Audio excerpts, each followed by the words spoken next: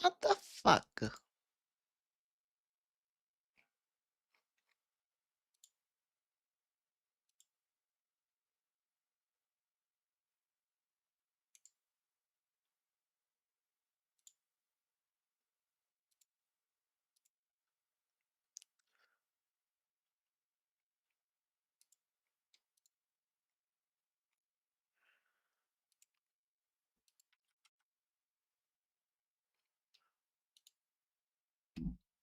Yep.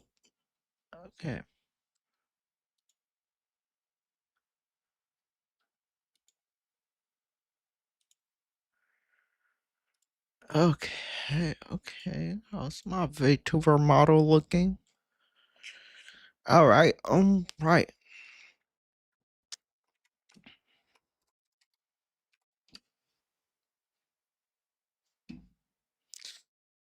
Okay, let's configure.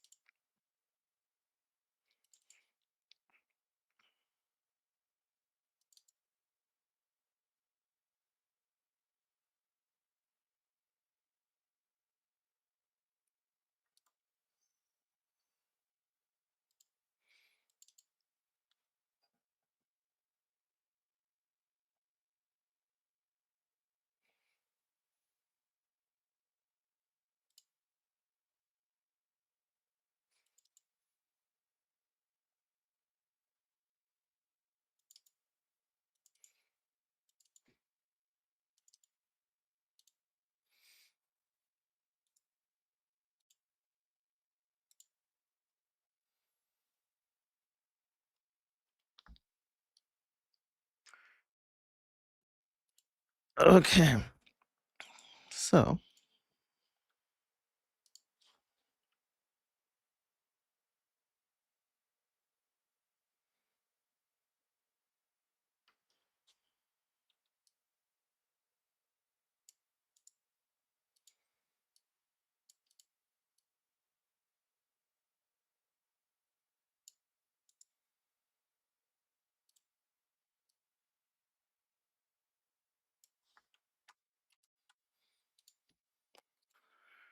let's add a new one.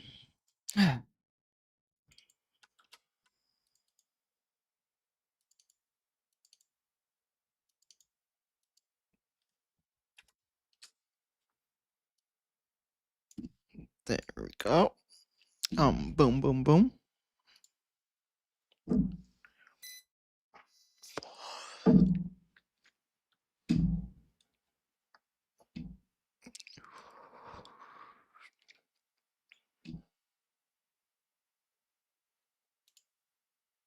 Oh wait, I'm not subscribed. I forgot about that. Now, do I want to pay for subscription? I don't know. Do I? Mm, ah, forgot what was the subscription base. Um, do I really want to play World of Warcraft? Do I really want to go back to those months of being depressed, playing the same game, doing the same content? Ah, or do I want to play Final Fantasy? I don't know. That's a tough one, man. I do like Final. Mm. Um, how you call that word? There's a disturbance in the force. I don't know what the English expression. That's the closest thing I could find in my head. Now, do I want to play World of Warcraft or do I want to play Final Fantasy? Oh fuck! I uninstalled Final Fantasy, didn't I? What the fuck?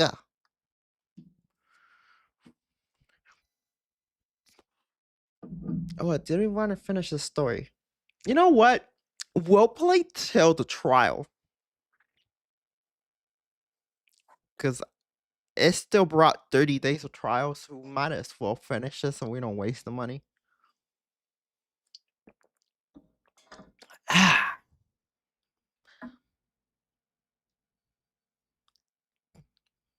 How many hours I have on VTuber Studio?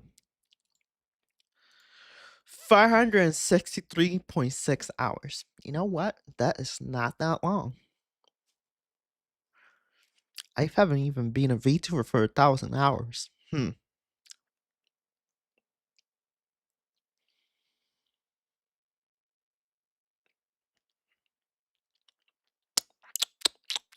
What's this? Multi collab. No, I don't gotta worry about that. I hate other VTubers. Let's just look at it. I'm like, oh, multiplayer collab VTuber expansion. I'm like, I don't know about that. I don't exactly, I don't exactly like other VTubers. I'll be honest. I like watching some of their content, but I'll be honest. I don't even really consider myself a VTuber. I can't stand most of them.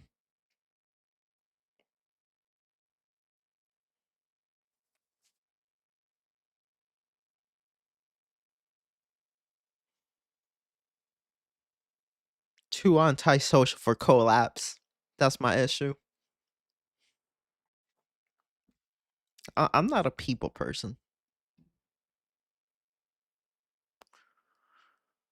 Remember now they have like these surveys at my job where like apparently other employees could freaking they could pretty much rate you of how many interactions you have with employers, and I'm so antisocial. I don't like talking to people, and they told me about it, and I was like, I'm surprised my score is even that high because I hate everyone at work. I'm antisocial as fuck. I was like, I'm surprised it's that high because I don't like people. I'm not a people person. I don't interact with them motherfuckers. I was surprised. Oh, my fucking interaction with employees was that high. I'm like, that shit is rigged.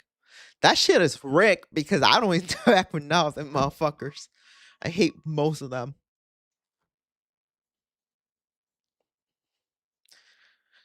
I mean, there's a few Hispanics I like, which is literally like two. I'm not. I don't know. I don't like the rest of them. Fucking annoying. They're fucking leeches. That's what they are.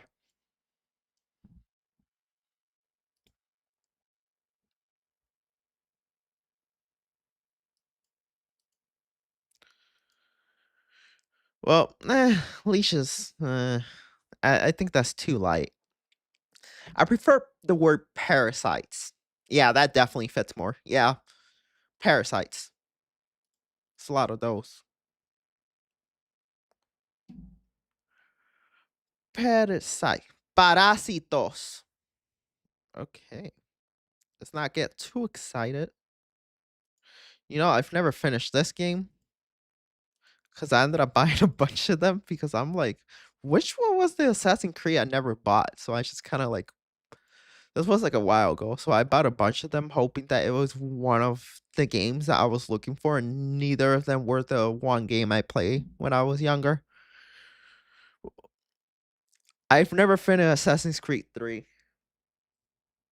I finished the story to the side, like not in here, but when I used to have a console when I was younger, I ended up finishing the side story where you play as this black slave girl and you basically get adopted by this like royal family. But I've never played the main story of Assassin's Creed 3 because the introduction was like 5 hours or some shit like that. I remember the introduction was so long that I ended up like not playing the game, not finishing it, and I just stuck to the side story.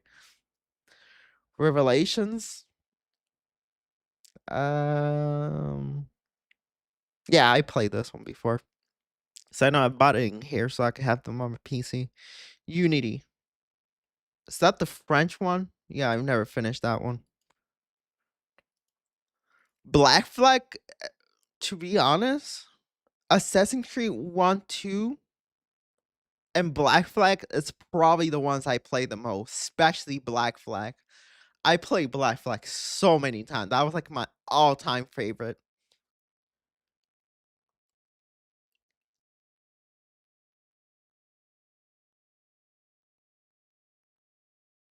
Hmm, I don't have that many games in this account.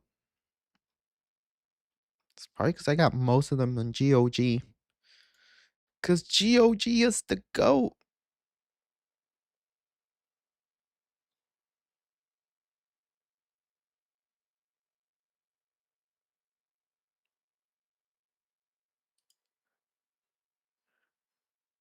The fuck. You know, I love the gameplay in this game. I know this game did not do that well, but I actually like the gameplay in that game. Chrono's a new dong. Oh, eh, I don't know. I never. I played a demo for that game, but I never decided to buy that game because I feel like it's a horror more game. I'll be honest, I'm not big on horror games. The closest thing I got to playing to a horror game was probably like Silent Hill and Resident Evil. But I don't really consider Resident Evil a horror game.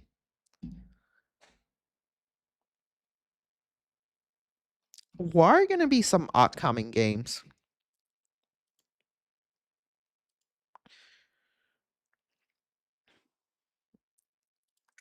Okay, racing game. Don't care. Platform game. I'm horrible at them. Gooner game. I don't even bother with those. More Gooner games. I'm not gonna bother with that. Are we gonna have anything interesting coming out? So, is there a section that says like upcoming releases?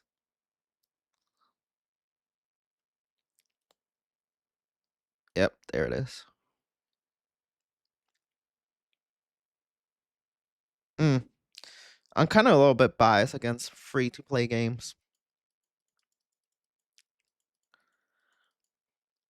I feel most of them are like pay to win, which makes sense considering they're free. We don't have much interesting coming out. Maybe this. I'll be honest, I'm not paying $70 for a fucking game. Unless I know for a fact it's a good game. Oh, they released Metal Gear Solid 4 here. I mean, I'm probably gonna play this one. Phantom Blade came out.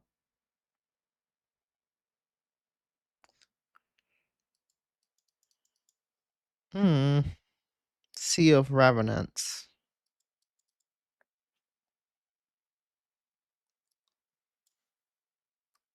Shaba. That looks okay, but I don't know. I'm kind of burned out on Souls games. Pot Racer. I don't even know why I added that. I think it's because I just like Star Wars things, but I'm not big on racing games. I'm more of an RPG type of person. Much we got? And we got an hour. You know what? I never finished Vegas. Should probably wait. Does this have a Linux native version? I think right.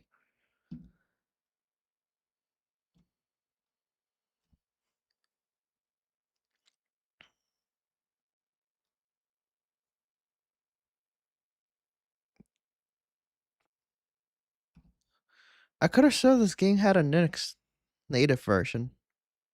It doesn't.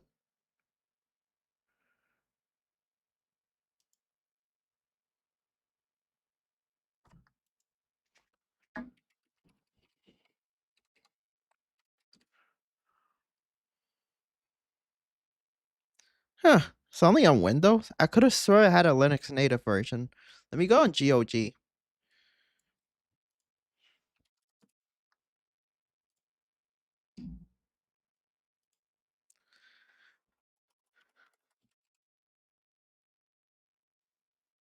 Ugh, my typing is too fast.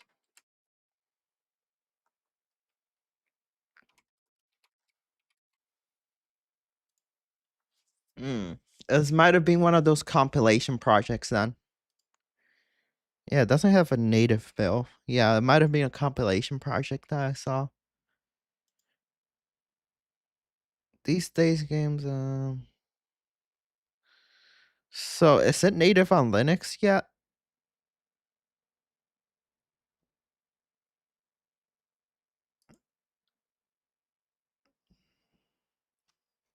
I don't think it's native on Linux yet.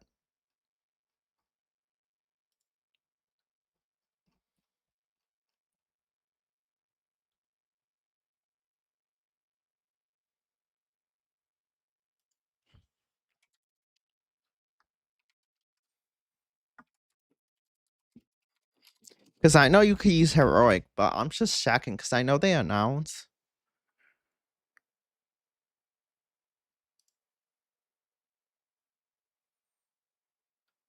No, I know that, but they've said they want to actually make a native one. No, that's not why dude, I hate how they're sticking AI everything. Every fucking search engine, unless you're not using CRXNG, they're sticking fucking AI, bro. It didn't even answer my question. Good evening. How are you?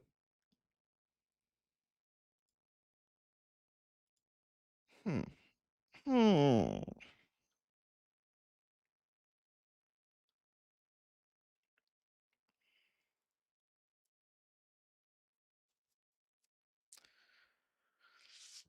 So.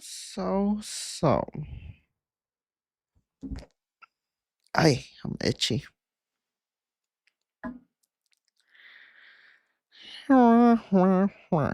So I get this game that I could have swore there was a native. Okay, let me check. Fallout New Vegas. Um,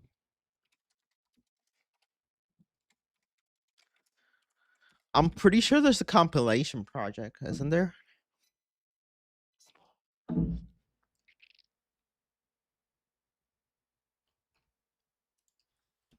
Compilation project.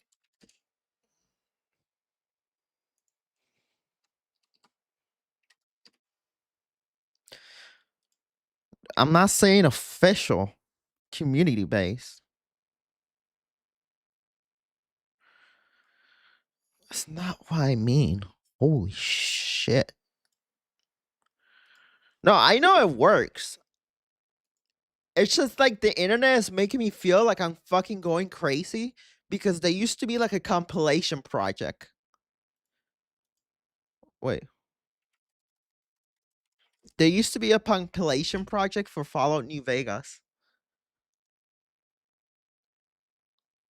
I guess whoever owns it now took it down because I could have swore there was a compilation project.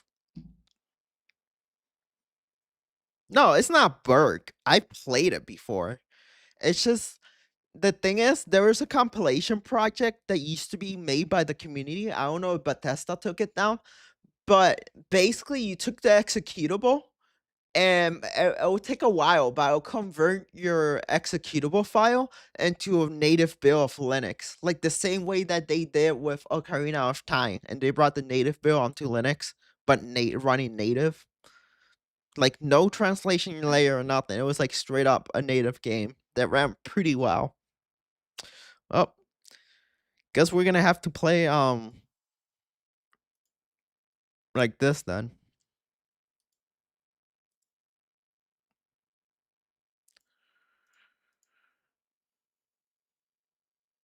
Okay.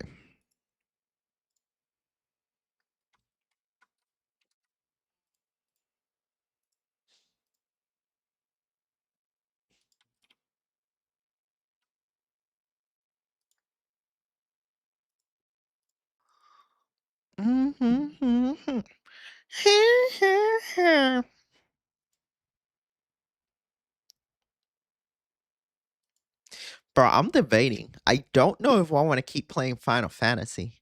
I kind of do want to play it. This is the one I interact with those fuckers.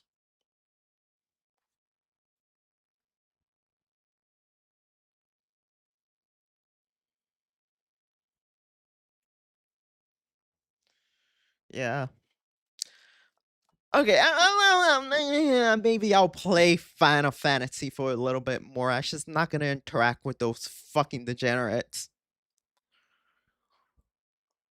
And then when I get tired, I'll just finally finish New Vegas. How many Fallout games do I have?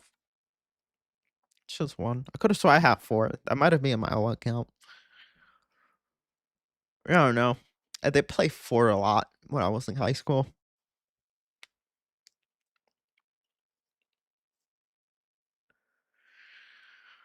Oh, yeah. I was struggling with Assassin's Creed Shadow until updated mess. I think it. Yeah, you're playing that trash, bro. That game is so bad, dude. I made a fucking dude. I shit on that game. That was a fucking short game. I've only played it for 35.8 hours. That game was shorter than I thought. Then people shit on Evolve. I thought it was an okay game. It wasn't great, but it wasn't as bad as people make it seem to be. The story was just like, I get what they're trying to do. They're trying to Easter like certain things from their previous games, but the story by itself, it was like it started strong, but then it just felt like they were repeating the same thing. And like, I don't know, the villains were really stupid. It didn't really feel like the original franchise it was supposed to be. It was just like really watered down PG-13 version, basically. Some of the companions have interesting stories, and other ones have even more interesting stories, but they didn't expand into it. So it was like, eh. It just felt like narrative wise, it felt like a game that wasn't completed. I have 2 other Assassin's Creed Shadows until. What is wrong with you? What? There's actually something wrong with you. Why? You know what? I'm not even going to ask. Hello, Sin. How are you? Sin my size. That's a funny name.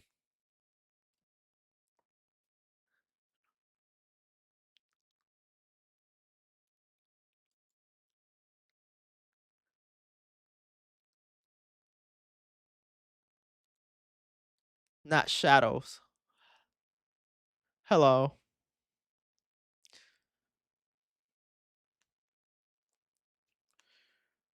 Well, you said shadow. You said Assassin's Creed Shadow. Typo. Want to hear a joke? Why do they call it Assassin's Creed Shadow? Actually, we ain't gonna go there today.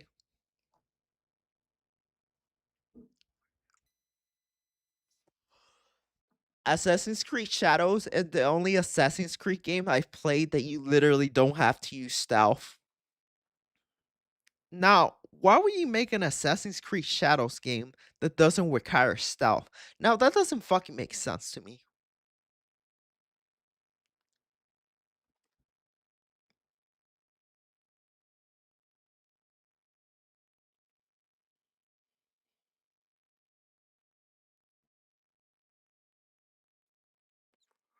Assassin's Creed Shadows is one of those games that you can't pay me money to actually beat your game. It's that bad. Like, I get it. I could play a game with a bad story and finish it all the way, but the way that you level up your skill wasn't through questing. You had to do all this extra stuff around it and certain shrines and stuff to actually level certain skill trees, and it was such a bad grind. I was like, that's not how other Assassin's Creed games are. Then, I meant I have 2 other Assassin's Creed Shadows until that still doesn't make sense. Like, you mean like Assassin's Creed Shadow, like this game? The one that has Chocolate Thunder as one of the protagonists? Ignore autocorrection. Oh, Assassin's Creed. I don't know. It really does look like you really like Assassin's Creed Shadows, man. How many hours did I spend in that game before I quit? 30.1 hours. Wow, that's actually more than I thought I would last through that game. And I'm not even I'm not even done with it. God, that game was so bad. Now I hope that Assassin's Creed Black Flag resume reveals. I hope that they don't fuck up Assassin's Creed Black Flag remake. I part of me is telling me that they're gonna make Assassin's Creed Black Flag, which basically this game. They're gonna remaster it. But I'm hoping that they don't update the mechanics and give them modern like combat mechanics, because I don't like modern Assassin's Creed Shadows Order system. I want them that when they do remake this game and it comes out, I hope that the combat and all that, they keep it how the original was. Just Assassin's Creed. Hoping they don't fuck it up.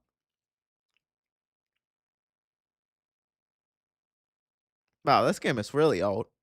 The fuck? It runs on DirectX 11? Oh wait, no. That was something else. I think that's 10? Yeah. Or is it 10 or 11? I don't know. Haven't written Roman numerals in a while.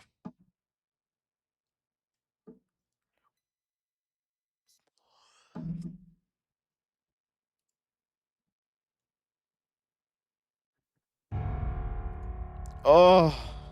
Hear that sound. Oh.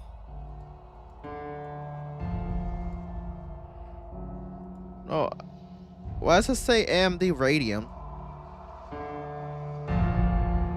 I don't have an AMD Radeon.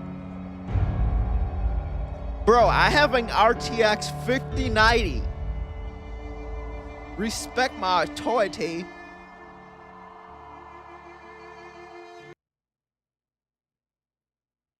Great, the card thinks I have an AMD card apparently.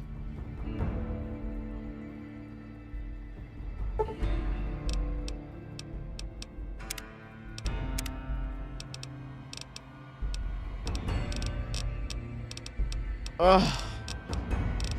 Look at those sounds. Ugh. I feel like this game is a little bit too loud.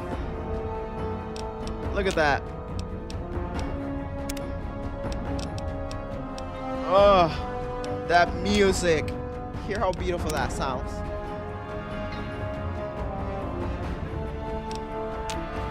Okay, whatever. It runs. Alright, the game runs. We're gonna save that for other time. Did you get my DM on Discord? I rarely check Discord. You know what other game we actually should beat? We should. Which one do I install? Pretty sure I'm supposed to install this one. We should beat this one. I've never beaten this game. Yeah, we should actually beat this one also. Okay. So, let's start getting our backlog ready.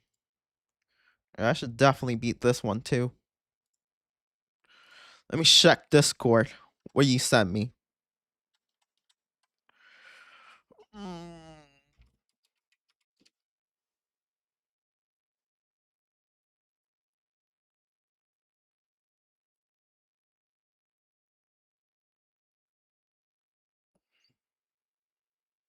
I forgot. The EUR Discord doesn't like. Okay, we'll use the flat pack. Bro, I hate. Why you always gotta message me on Discord? Message me on Fluxer. I fucking hate Discord. This app. I'm not checking it. Fuck that shit. I like Fluxer. Because Fluxer is not broken 24/7. See, look, that app doesn't even fucking work. No. Let's use Fluxer. Look. The fucking app works. Will you look at that? See, Discord could never do this. And the funny thing is, the person who actually made Fluxer used to be a developer for Discord. Look, everything works. It's like, or that. Well, there's some issues with it, but hey, you just hit refresh. Look at this beauty. Look at this. Look, So smooth. See, Discord could never. You see any mini games right here? Nope, no mini game. GTA Play Online doesn't work. I'm not trying to play GTA Online. I'm playing it for the story, and I know that. Ugh, used to like a while ago. Look at that. Wow. Discord Fluxer. Okay, let's try to fix Discord. I'm pretty sure it has something to do with my I don't know why it gives me so much issues. It's like when I disable the VPN, it fucking wants to work. This is what we'll do. So, which Discord do I have? Padu Discord. Which one do I have installed? I did install the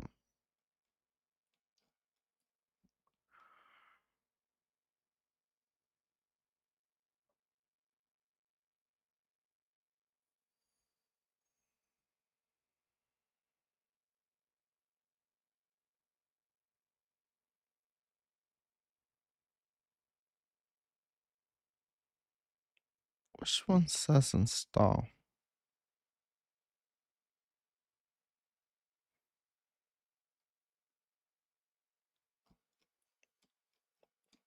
Yeah, I don't feel like looking through this. So let's go wish Discord.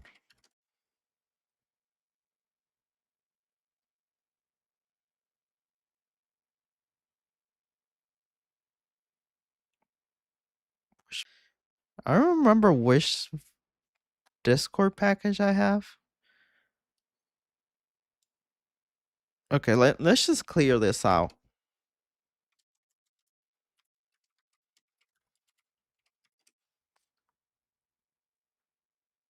Okay, which one do I have?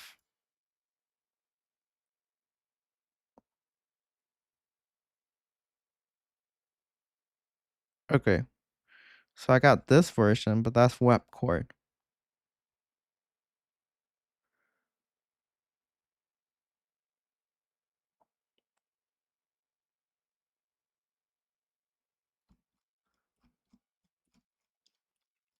Alright.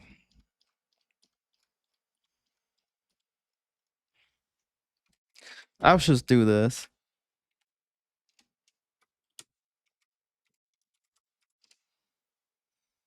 Okay, so this one's the one I have. Mm.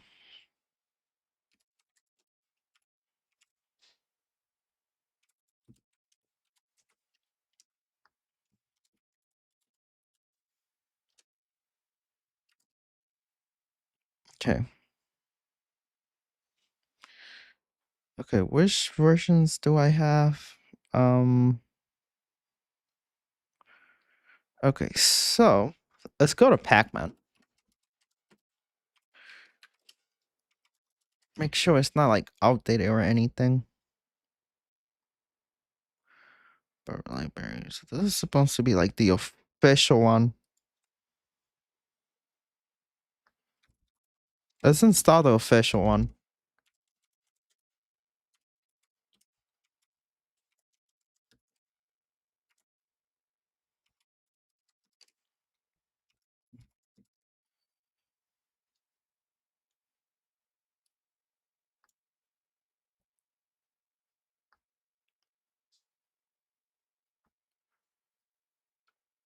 Yep.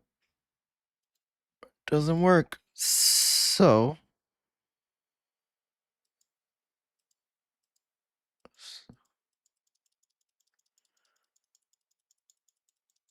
what the fuck?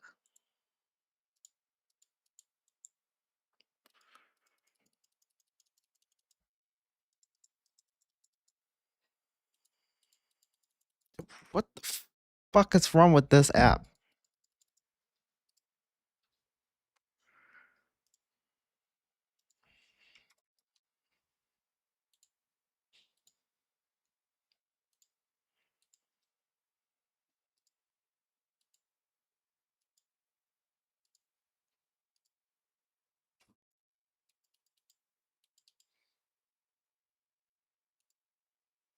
All right.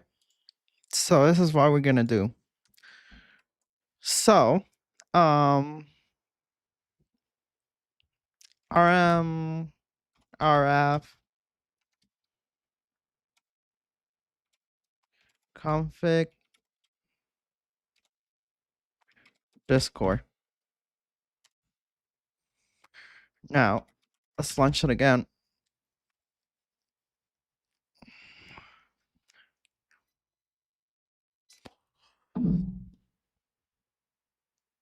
All right, I fixed it. There we go.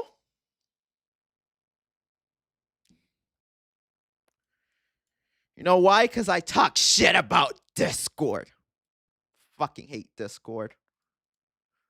You know how many times I cuss out Discord? Dude, I leave the most unhinged fucking comments on Discord, on Twitter. I fucking hate that company. You guys don't even know. I hate that company with such a passion.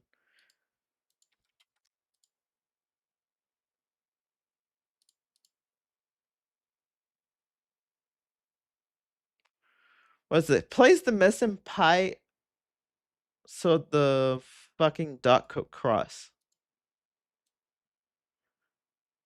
This is fucking stupid.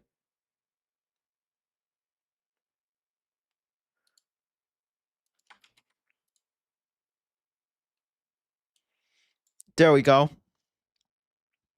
Discord.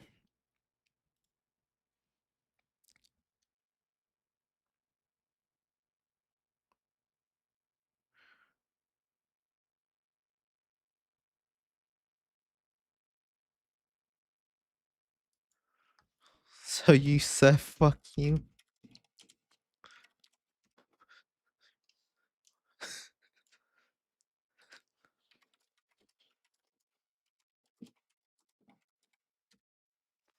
Fuck that shit. Okay, why is this application always wants to fucking connect to Discord? I don't want my VTuber monitor connected to Discord. Now, why would I do that? How is feminism a psyop created by the CIA to bring from a woman to? That was a joke. Yeah, I saw an Enso post that on Reddit, and I was like, bruh, that's so funny. I know it's satire, so I'm gonna put that as my profile. I think the context was like, it was like a girl trying to like date people, and she was like in this Reddit thing, and she was like, what was it? She was like, tell me your favorite conspiracy. And then the guy commented under her post that the CIA was no, that feminism was was a psyop by the CIA to brainwash women into thinking into making women hate men or some shit. And I saw that and I copy it and I just put it in my profile.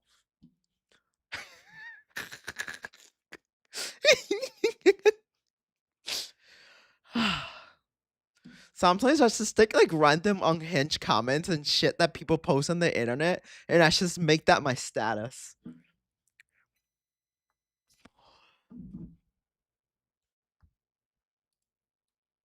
Oh boy, I'm addicted to herring. Wait, isn't not really? It's a joke, YouTube. Don't demonetize me. It was a joke. There's a song like that. What was the fifth song down? She's like, what was that song went like? This song?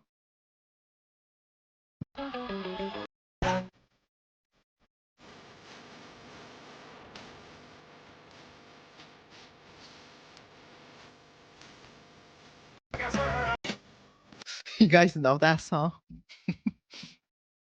She's like heroin. Bam, bam, bam, bam. I don't know the lyrics, I'll be honest. Came here for the Linux suck. Now I'm getting wild stories. Not mad, but definitely wasn't what I expected. Yeah, we're you missed the Linux content. We were fixing the Discord app because Discord hates me.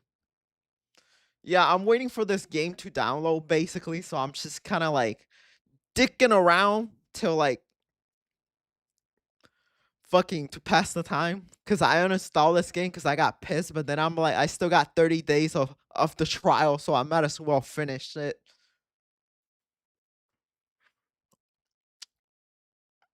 Oh man, you missed out. I was fixing Discord and shit. I was doing terminal shit, bro. You really messed up. You missed out so much. Now, you guys saw how much of a pain was to actually get Discord to run. Now let me show you. Fluxer is flawless. Look at this. Oh, you don't see Discord opening that quick, do you? Ah! See, look. Fast, snappy. You want to look at liberals crash out? Go to the Arch Discord server. Actually, I don't even know if there's liberals here. I was kidding about that. Let me see. Yes, Proxima Virtual Environment promise essential its own Linux distribution. What the fuck? I never even heard that. Well, it's heavily based on Debian. It acts as standalone operating system designed specifically for virtualization rather than just applications you install on top of the Linux desktop. Linux is the kernel. Discord Canary.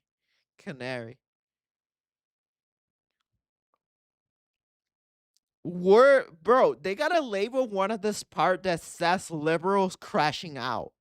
I'm trying to see some liberals crashing out, man. Where the fuck? Where are the liberals? You call yourself an Arch server? Where are the liberals that I can make fun of? Wait, what? I feel so sleepy. Only a bit slower on my end. Wait. Oh, the Linux mobile. Bro, are we gonna talk about Linux in here? See, that's how you know it's an Arch user. Furry. Arch user. Ugh, bet he uses Firefox. Yes. Okay, I should stop talking so much shit about them. So, what's this? The server is kind of boring. Linux gaming. Oh, Unix porn. Show me some pictures. But show me your rising. It looks like a Pokemon almost.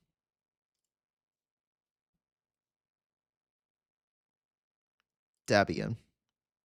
Every time I hear someone use Debian, I imagine like a really old guy with a cigarette freaking ashtray right next to his freaking standing desk, and the guy doesn't even have a chair. He's wearing glasses and he has like a white computer case, and he smokes so much the computer case starts to turn yellow. That's why I imagine when I hear someone use Debian. I use CashOS, but I used Endeavor. It's kind of regret switching to an extent. They nerf age verification for Linux. Wait, I use CashOS, but I used to use Endeavor, and I kind of regret switching to an extent. Yeah, I haven't checked on Cache in a while. Oh, look at this guy custom. Oh, this guy definitely has autism. If I see Sonic anywhere, I assume autism. Let's look at his specs. So he's using Cache. He has, I don't know nothing about AMD CPUs. Is that even good? That looks powerful. Holy shit, this man has the fuck? Oh wait, no, that's the storage. Wait, was that the RAM? Damn, he has a lot. No, he just has 60. I think 60 gigabytes of RAM. All right.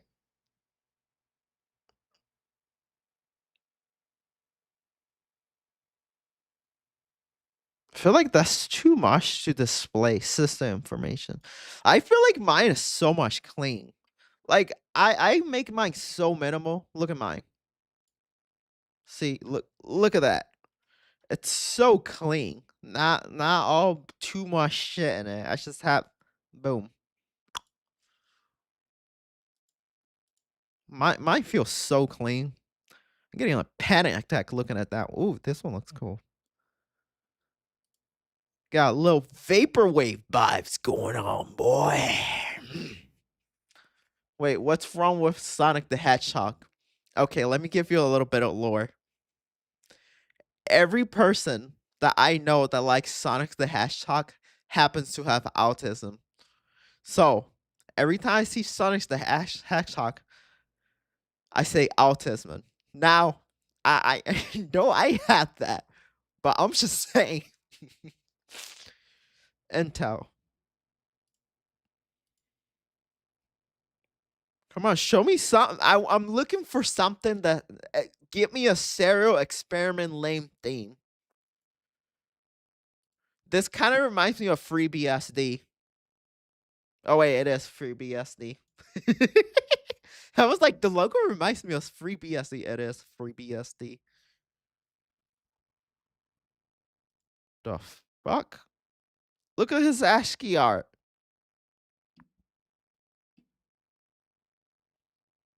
That's so gay.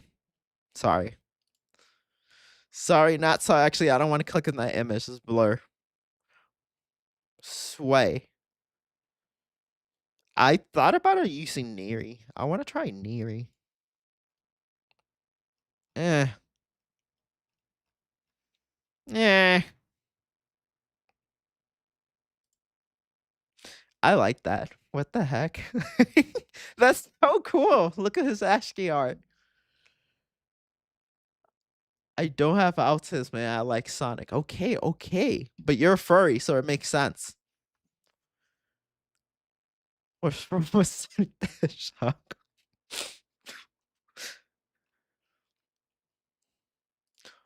Bruh, look at this. Oh my god, this looks kind of cool. We got a trans fellow. I don't care they're trans. They have the Sarah experiment laying profile picture. My respect. My man. Or woman, I guess. Nix. Oof. I'm a Nix OS phobic. I don't want to spend my whole life inside a config file. Kidding. That was just a stereotype. What type of music we listening to in here? No! Gross.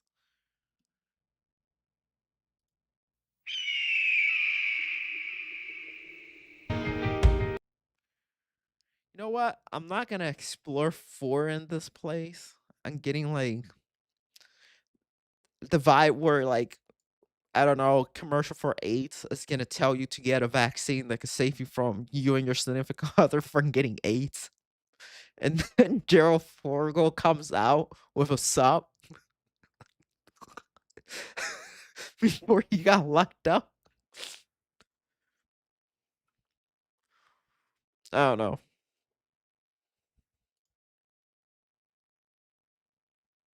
No, I've never used Cody. I don't even know what Cody is. Like Cody PvP, the PvPer that used to play ESO, and then he betrayed us to play Fortnite. That's the only Cody I know.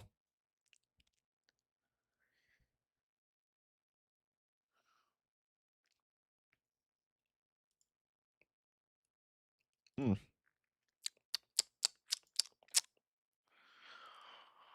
Oh, Rick. I'm so bored. Is that game even downloaded yet? God damn. What's this? It runs native on Wayland, boys. It's yeah, I want to terminate the app. What the fuck is going on? Okay, we're gonna have to play a game because I'm getting really bored of doing nothing. What games do I have downloaded here? I don't know.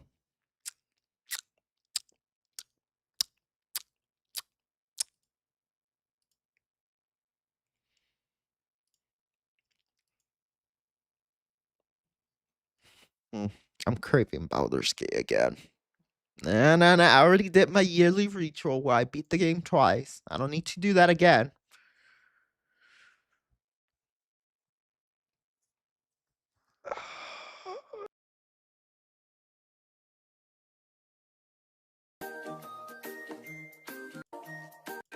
Said I could buy you. Fuck hoes until they faint. Fans want me. It's the Caillou song with the sample. Oh, there's been a lot of ban lately in games. I don't know, maybe the communities are getting more sensitive. I've been saying that you can't let a fucking group of people dictate in a game and then getting people banned for video games. I keep telling people, don't let these people dictate. It starts with one game. Next thing you know, every game is getting over sanitized. People are freaking getting banned for cussing someone out in a fucking game or calling them a bitch.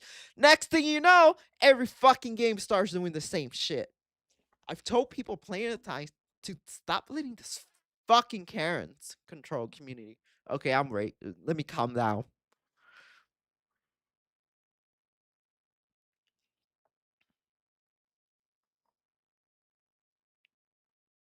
You know, I might play World of Warcraft so that game actually downloads.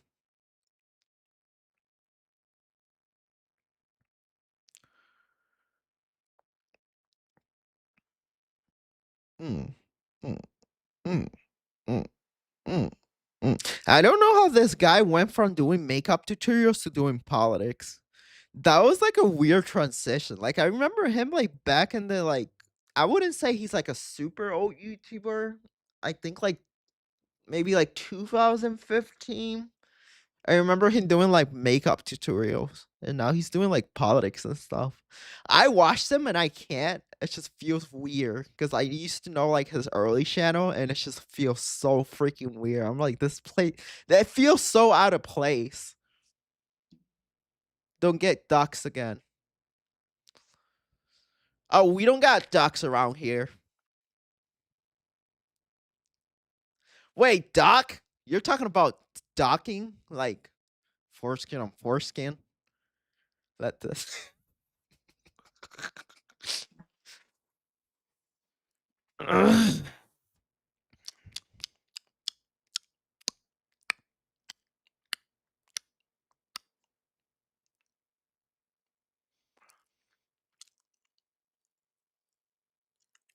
Mm. Mm.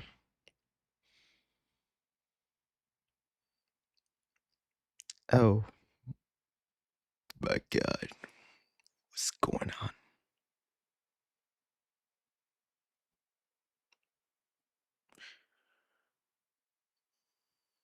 Uh,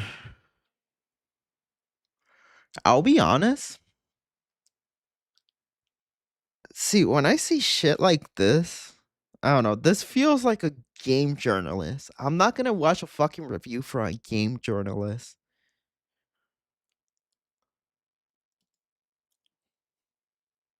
Lol. With that stupid community where got swatted. I don't give a fuck. They can try me again.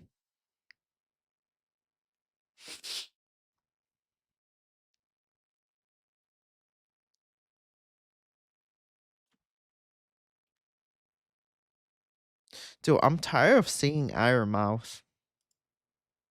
I don't like that fucking two-faced bitch.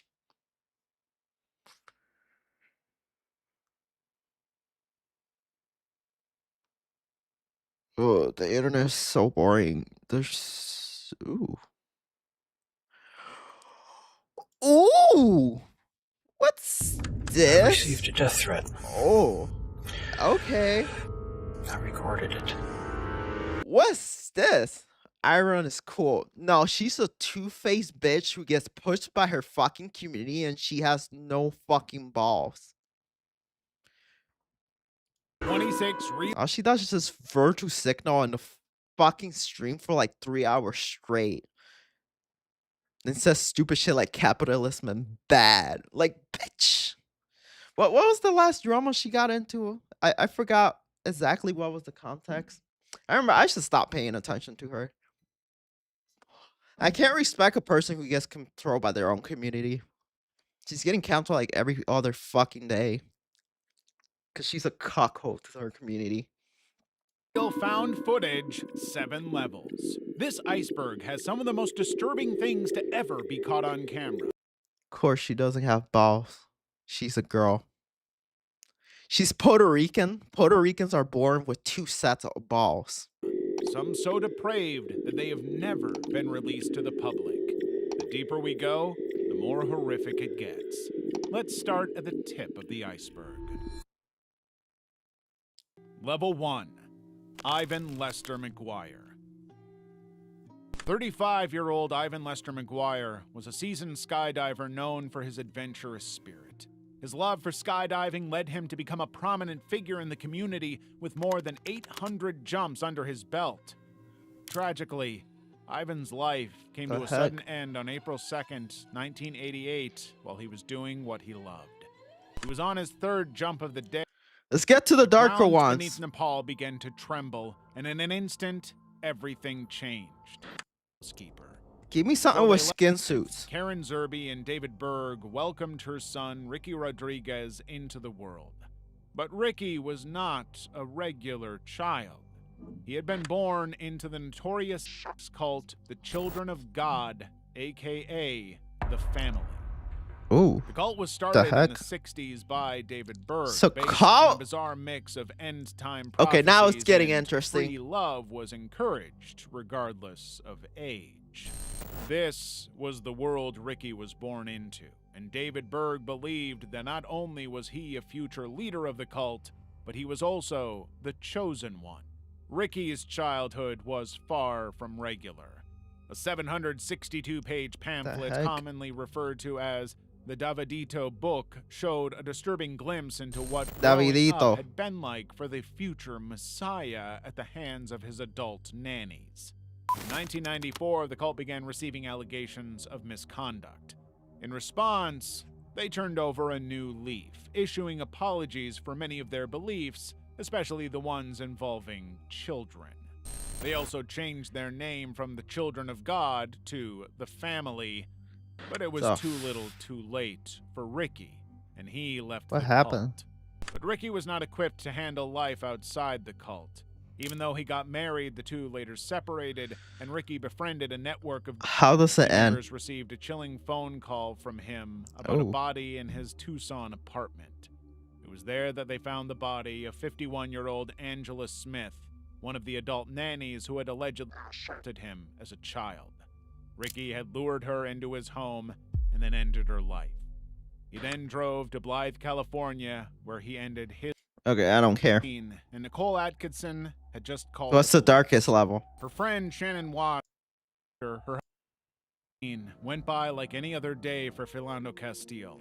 He'd gotten a haircut, visited his. He did not look like a Castillo. Disturbed Reynolds and traffic. Oh no, the other guy was named Castillo. Level 7 of Haley Kiefer and Nicholas Brady. It was the day after Thanksgiving of 2020. 17-year-old Nicholas Brady in the basement. I feel like these stories aren't even that dark. I've heard worse. Reminds me of The Kick.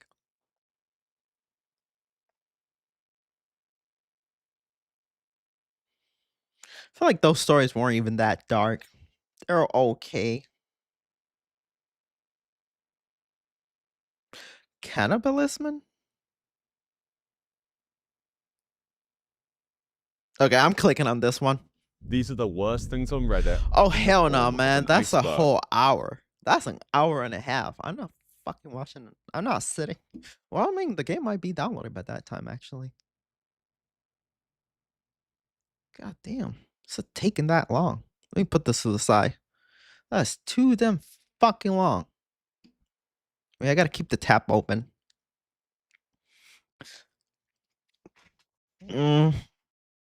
Dude, I'm getting extremely bored. What's going on? Gate Newell found creature scientists can classify. What? Oh, wait. This is a place human beings were never What the hell is this? Check out Muta. I'm not checking out Muta because I got a video about that. And I'm going to put more information. I'm avoiding his video because I already got a video idea. And then I don't want to watch a video by him because what if he's going to talk about what I'm going to talk about? And then that's going to make me not want to do my video. I mean, well, someone else already made a video on it. I'm avoiding him. I'm not even going to even think about watching it till I get done making my video tomorrow. meant to see 10 kilometers straight down. The Haddle Zone is a physical impossibility. At 32,000 feet, the weight of the water above you is equivalent to having an aircraft carrier resting on your chest. We used to think the bottom of the world was a graveyard, a barren, silent wasteland of mud, but we were wrong. What In did he early found? 2026, a massive scientific data drop revealed that the deepest trenches on Earth are actually home to a thriving ghost ecosystem. Through over 460 hours of footage, researchers have cataloged 108 distinct organism groups. Carnivorous sponges that eat animals alive, translucent fish with Be sure to watch skeletons a made video. of cartilage, Yeah, I gotta make it and tomorrow. creatures so bizarre that the world's leading scientists are unable to even agree on what they are. But heck the is most that? shocking part of this 2026 report isn't just what was found in the dark. It's the fact that this entire story is being funded by the quiet obsession of one man, Gabe Newell. Gaben, the Sup, co-founder fool? of Valve, is universally known Oye, home, what's up, fool?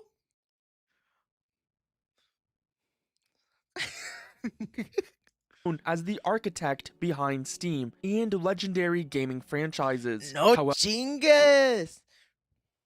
However, away from Steam, Newell has been funneling massive resources into a completely different kind of frontier through a marine exploration organization known as Inkfish. Newell's operation acquired and upgraded some of the most advanced deep-sea exploration vessels on the planet. His Ora. billion-dollar fleet Órale, includes the legendary Holmes! DSSV pressure drop and specialized subs capable of diving to the absolute deepest points in the world. Yes, this is really Gabe Newell diving in the water, but why is the man who built Steam now obsessed with researching the sea? To understand the report, you have to look at his new flagship, the 111-meter Leviathan. He's gonna use it to create the new Steam machine.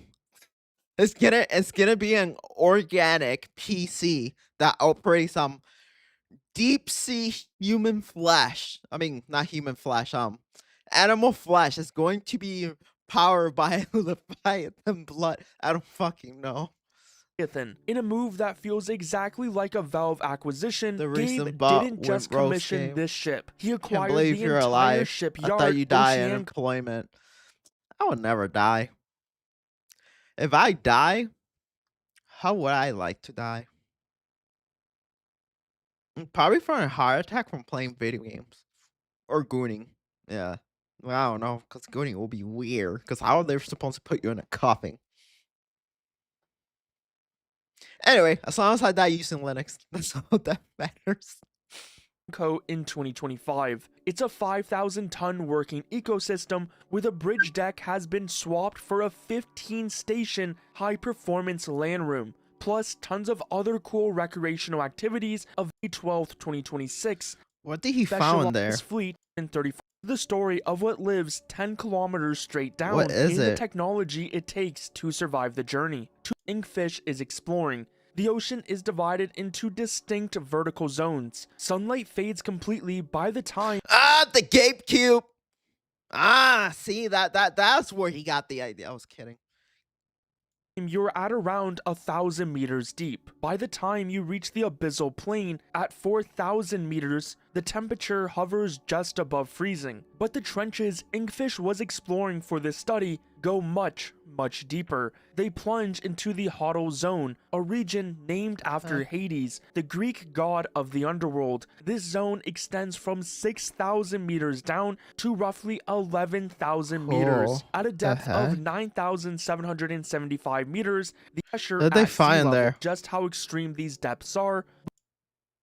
Wreckage. The mission Gabe Newell the back incredibly Are you gonna tell me what's in the it? cables snapped and the sea swallowed the discovery they to Okean, the Earth, after Gabe researchers Oh, deliberately They found- inside the deep fault fissures left behind by the 2011 earthquake. It is a The reminder that the deep sea is a highly dynamic environment, constantly being reshaped, and the life down there is remarkably quick to The adapt. fuck? But moving further along the trench system, the expedition dropped their cameras into a geological feature known as the Boso Triple Junction. This is a highly volatile point where three separate tectonic plates grind into one another. The result is chaotic. Isn't that gonna cause steep, rocky earthquakes? terraces and Maybe? jagged fault I don't know. scarps, plunging down to 9,100 sea lily. This silent 7 billion Oricopy furrins, but perhaps the most fascinating extent This is is stopping shrimps. something even more stubborn. A rough abyssal grenadier swimming around at 7,000 in species organism. It was a slow What is that gliding thing? animal traversing the barren environment. When the footage was distributed to a worldwide network of experts, a complete scientific deadlock occurred. Some What of the is world's that leading thing? biologists insisted the creature was a highly derived form of a sea slug. Others argued fiercely that its locomotion and structure meant it was a bizarre variety of a sea cucumber. To this day, nobody The fuck is that thing? can agree. The animal cannot be confidently assigned. It is an I want to know what it tastes like. Does it taste good, and where can I get one?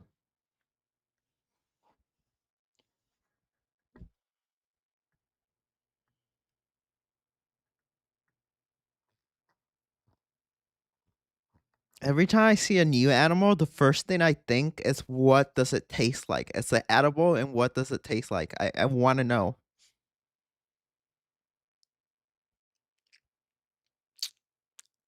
Mhm. Of course, you want to taste it. Hey, it wouldn't be America if I didn't.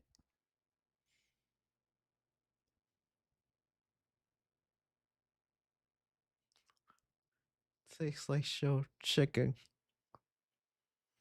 Not everything tastes like chicken. If everything tasted like chicken, I wouldn't want to eat it. If I was gonna eat meat, chicken would be like my last option. I want to eat something exotic that I've never eaten.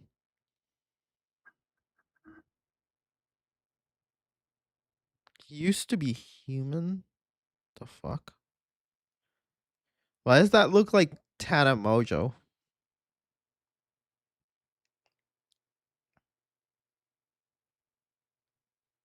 Hmm.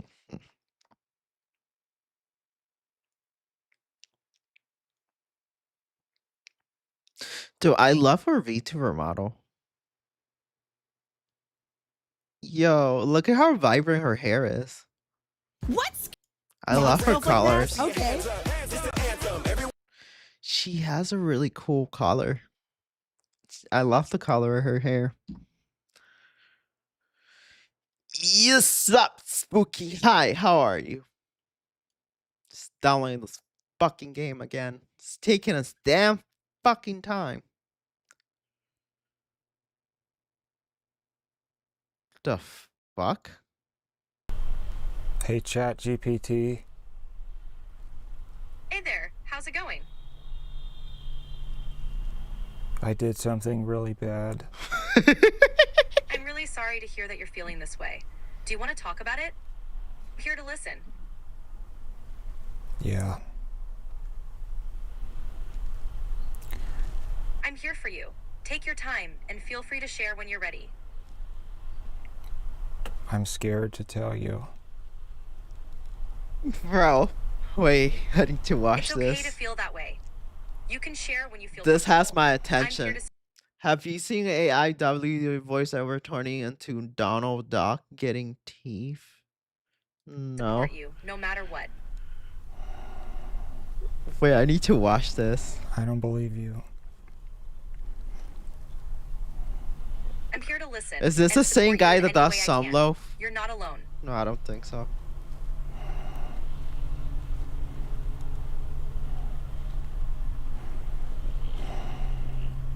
Is there anything that I can't tell you? I'm here to help with anything you want to talk about. You can share what you're comfortable with, and I'll do my best to support you. Tell her! You fucking bitch! I'm here to help and support you. Let's take a moment, and if you feel ready, we can talk about what's on your mind.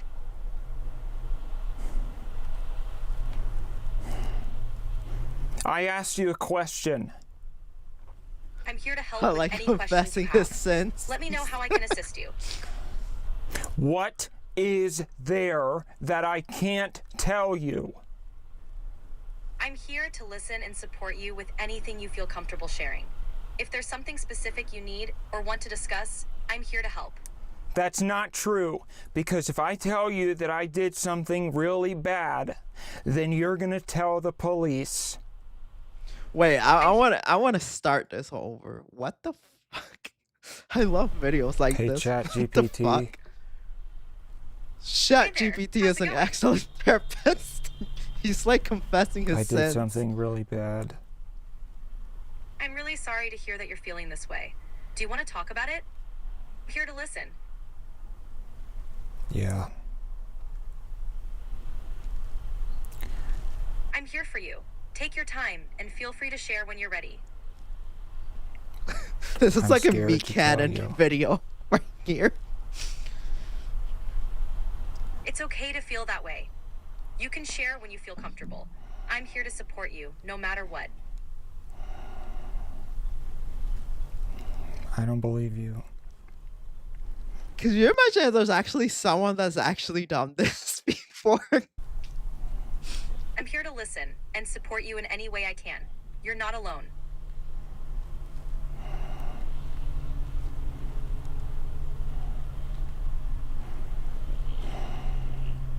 Is there anything that I can't tell you? I'm here to help with anything you want to talk about. You can share what you're comfortable with, and I'll do my best to support you.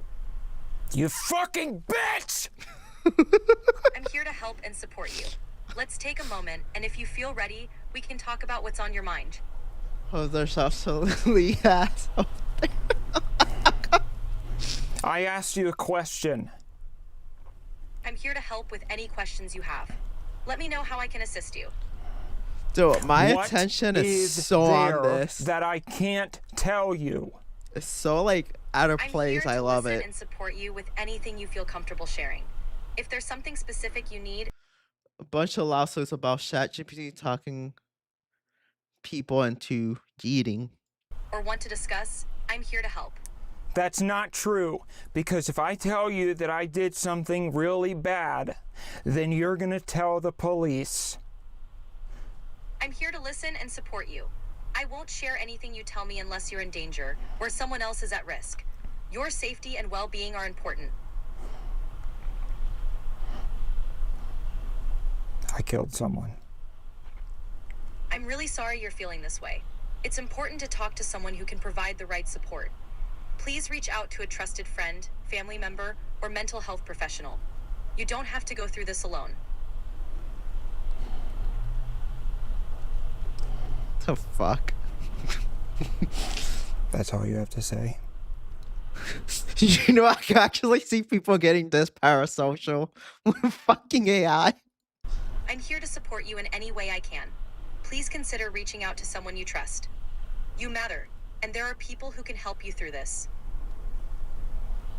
Fuck you. I'm really sorry you're feeling this way. Please Fuck you! What I'm the so sorry fuck you're feeling is this way. video? Please reach out to someone you trust or a mental health professional. You don't have to go through this alone. Its face. Whoa. The hell?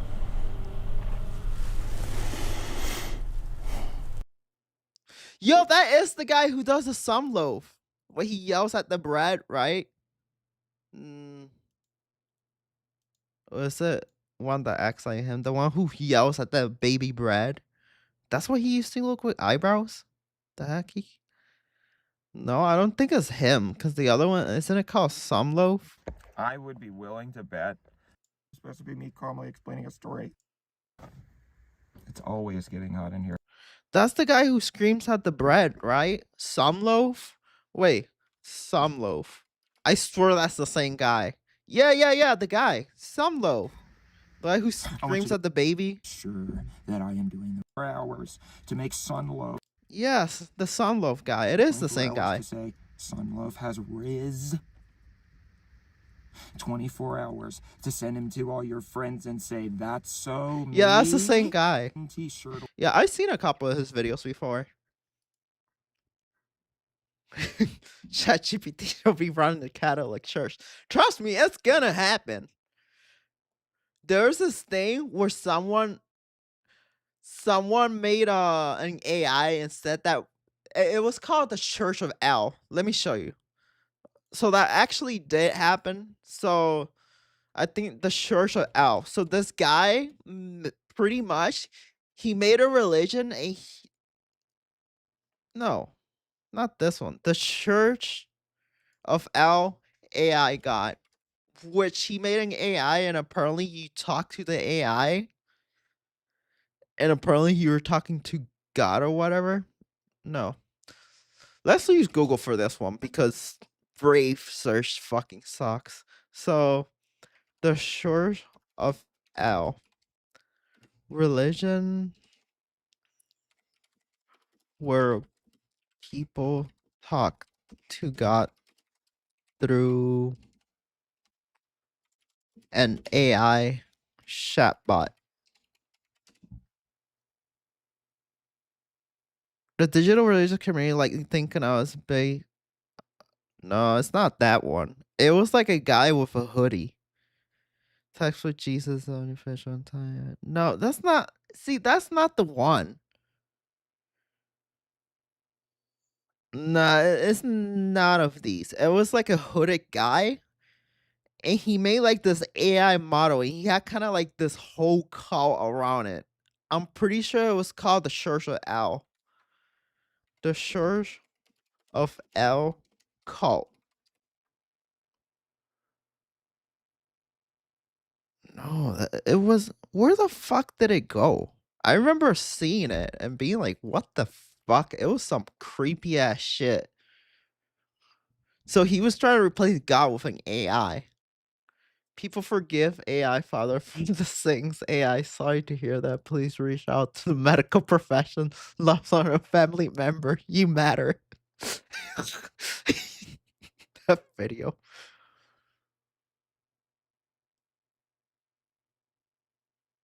Most realistic horror game ever. Oh.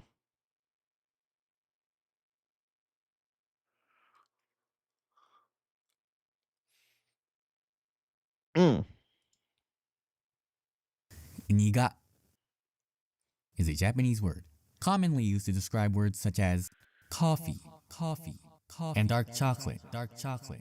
There's also this organ a fish has, which, while depending on the fish, usually has this blackish color on it. We call this a nigadama. Dama means balls. So niga balls. The meaning of this word is of course bitter. I must say you Now, had it's not zero like our sleep last ancestors night. Alright. Chose to call that on purpose. I'm pretty sure my ancestors weren't like, oh, what should we call this unpleasant sensation to the tongue? Black balls. Yeah, that's not what happened. It's completely unintentional, an inappropriate coincidence in the Japanese language.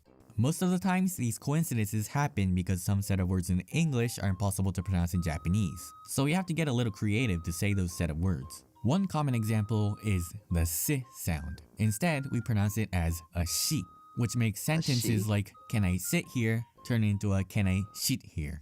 So if one sunny Sunday morning, as you bathed in the warm sunlight and take in the fresh air, elegantly sipping your daily dose of coffee at Japanese sounds really confusing. then I must suddenly just Nathan say comes up it. to you and asks if he can dump his load next to your seat.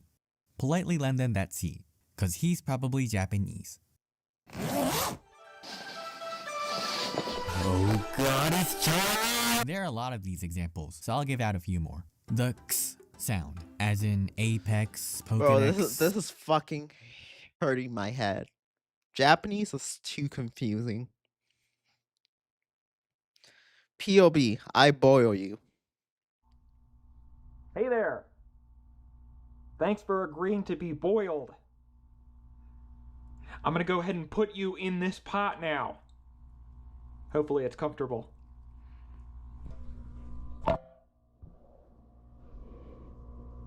How's that? Good. Let's go over to the sink. Just gotta make some interesting videos. Ready? It's like I do. What the heck?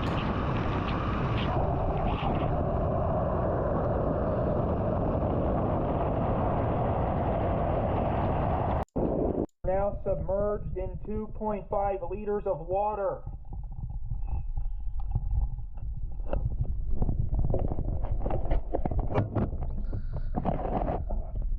And turn on the stove now. But I hope it should put.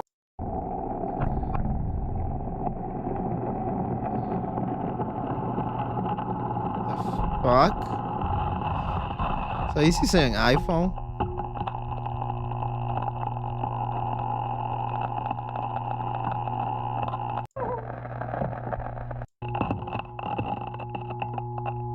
Wait, how did that phone survive?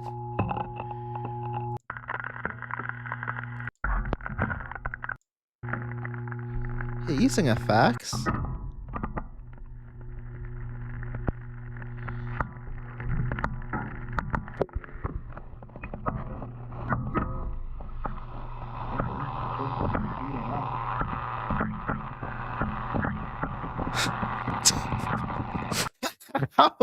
How he just thinks like, you know what? I wake up in the morning. You just like, you know what? You just woke up. You're like, you know what? I actually want to make a POV of how to boil someone. Because it just pops into your head. It's like, yeah, I'm gonna do a boiling simulator today. Good way to kill GoPro though. This guy look like Wise Egg. The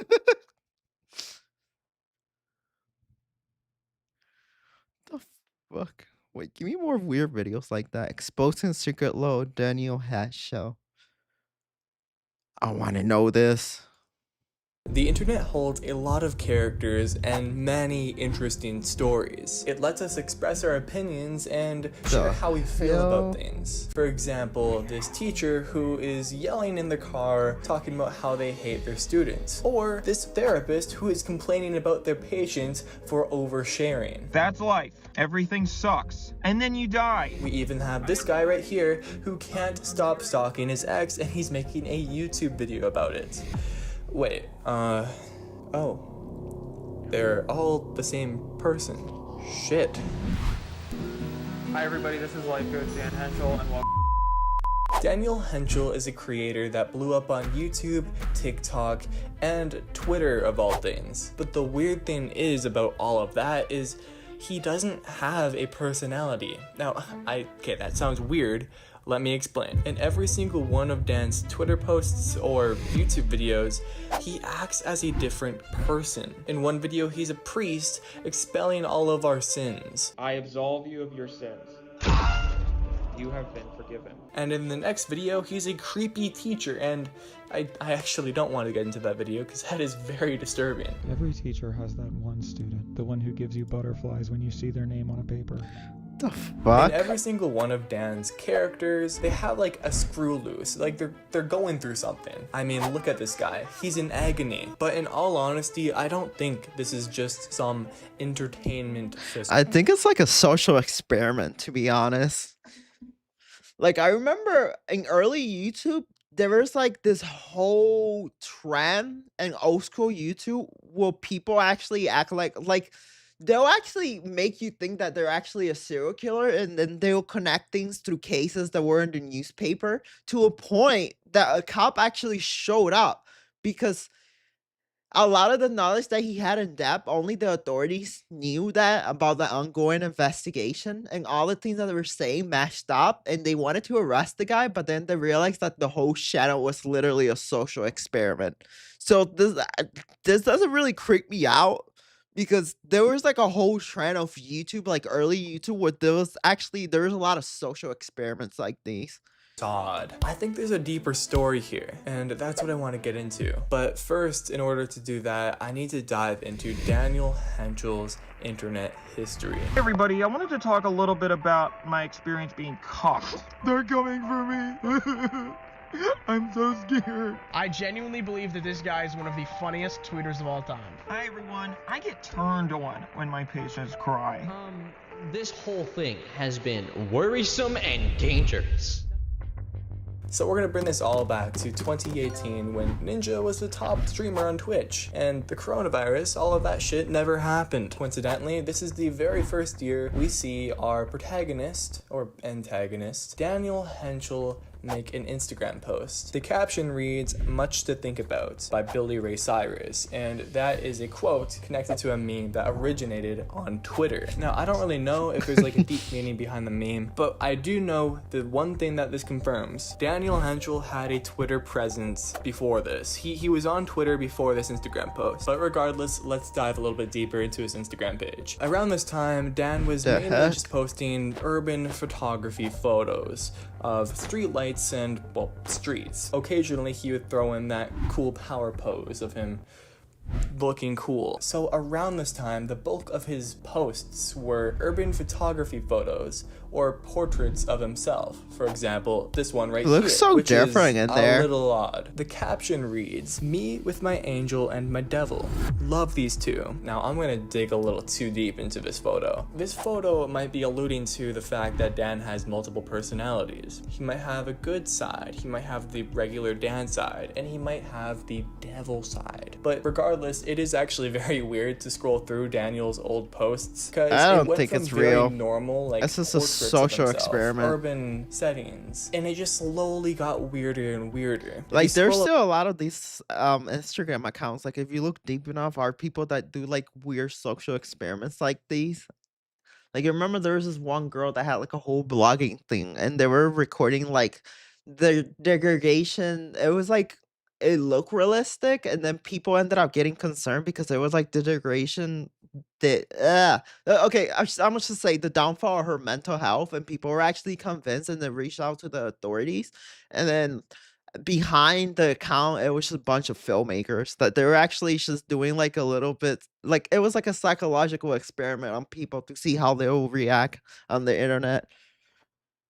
Pint bit more. posted a video.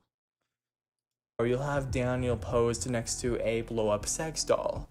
I'll watch that one after this one. I just want to see what this is. Then you scroll a little bit more, and then you see supposedly Daniel's feet pointing upwards towards a floating fork, with a caption reading, "Found it." A bit later, we start running into Daniel Henchel's dark side, and this is around the time of 2020. Daniel Henchel posted a photo of a family playing in a lake with the caption, "Watching this family from the bushes." Now, like I said, 2020 is around the time when he started to go off the rails. Yeah. And here we actually run into the very first post that leads us off Instagram. This video of Daniel Henchel playing with his pet rock. But the thing I want to focus in on about this video is the caption. It says here, "Follow me on TikTok at @TheDamnBoy." But when you look up that username on TikTok, nothing pops up. But that kind of makes sense considering the fact it's probably just an old username. So when I looked up Daniel Henchel on TikTok, lots of videos popped up. Now, something I want to preference. Weirdly enough, no profiles of Dan popped up right away. It was mainly just stitches of other content creators reacting to his posts, like this one here. Read receipts on, they will intentionally not open your message until they feel like responding. So I don't think you guys understand. Some people are professionals at reading unread messages. Does that make sense? I do find it a little bit funny because many of the creators that were reacting to his posts, I don't think they actually realized that it's a bit. I don't think they realized that that's not Dan's real personality. Or maybe I'm wrong. Maybe that is Dan's authentic personality. But when you click on the original That TikTok wasn't even a response to that. He's actually misleading people. I've seen the original video of that. He's taking that out of context. That guy wasn't. I must just go see this man. This guy seems like he's just gonna waste my time. Pint doesn't have a new video. What do you mean? Does he have other channels?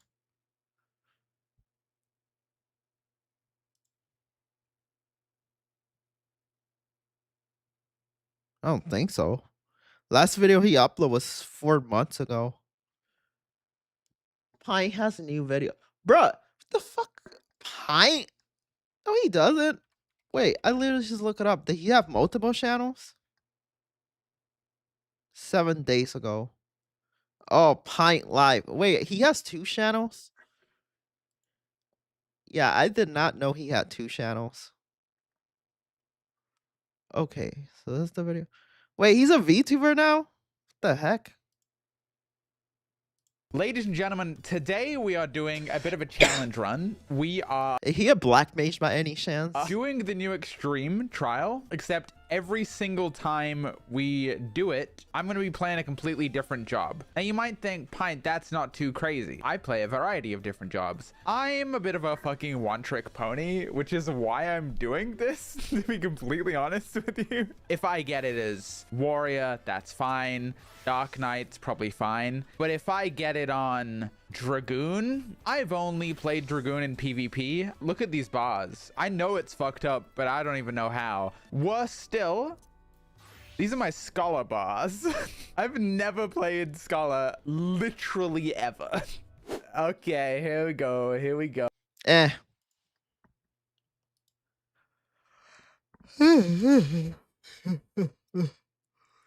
Dude, why is this game still hasn't downloaded? Holy fucking shit. You see that? God damn. Dungeons and Dragons Online. I remember downloading that game when I first had my Steam account. The game was so empty.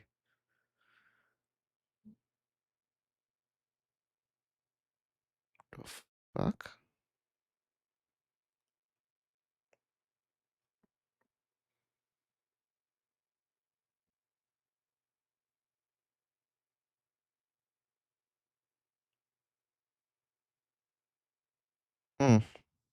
Not much happening on the internet today. Other than the typical AI bros crashing out. Because people don't want their shit. That's like every day, I feel like.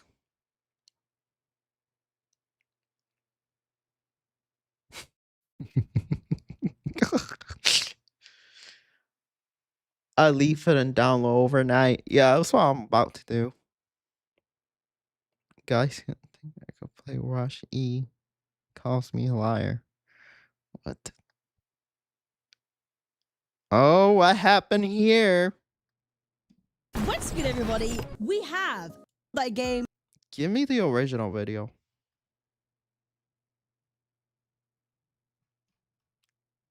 I quit. I canceled my spot. Well, there clearly is days, right? Like that definitely rubs salt on the wound.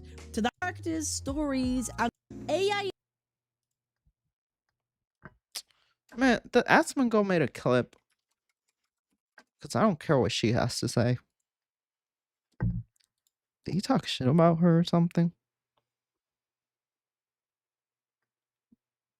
No, I haven't been on his stream for like a day or two. It seems like a lot of the videos lately of the things he says on stream. I was there, I think, like 2 days ago. It seems like he's not posting everything, but he's been saying more and hint stuff on stream, so I'm pretty sure that's why.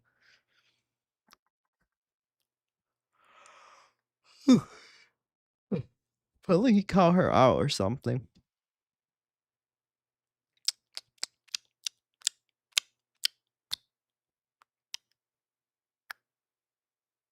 The fuck is terrifying.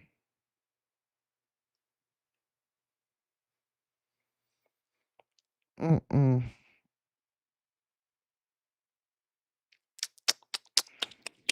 really bored. I'm so bored. Come on, man. I should have never uninstalled that game. Oh, man.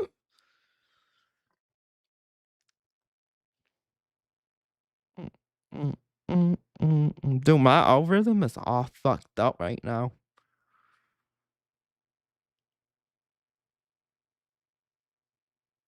Oh, wasn't that the guy who was fucking simping for... What was that game he was simping for that fucking sucked? I think it was like GoldenEye 007. He was like glazing the game by even in his own words describing what the game was like. I'm like, okay, so it pretty much sucks. No, I remember watching like a clip of it, and what he was saying was like, oh, so GoldenEye 007, the new game pretty much sucks. He's like, no, it's really good and stuff. I'm like, bro, according to what he was describing, that game sounded like a suck.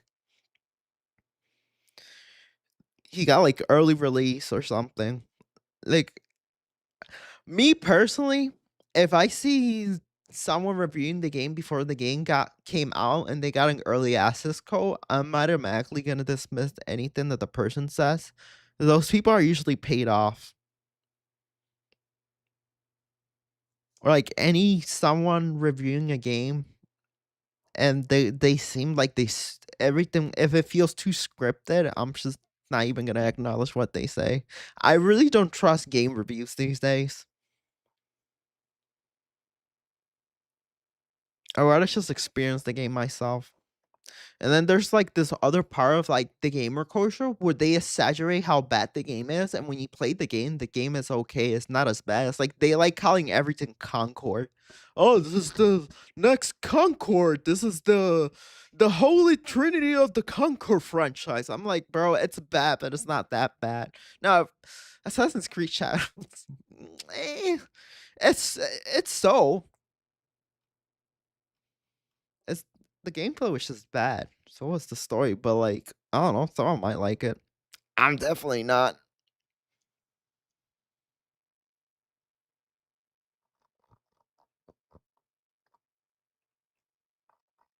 Yo, it's Yamaka Hitler. What the heck?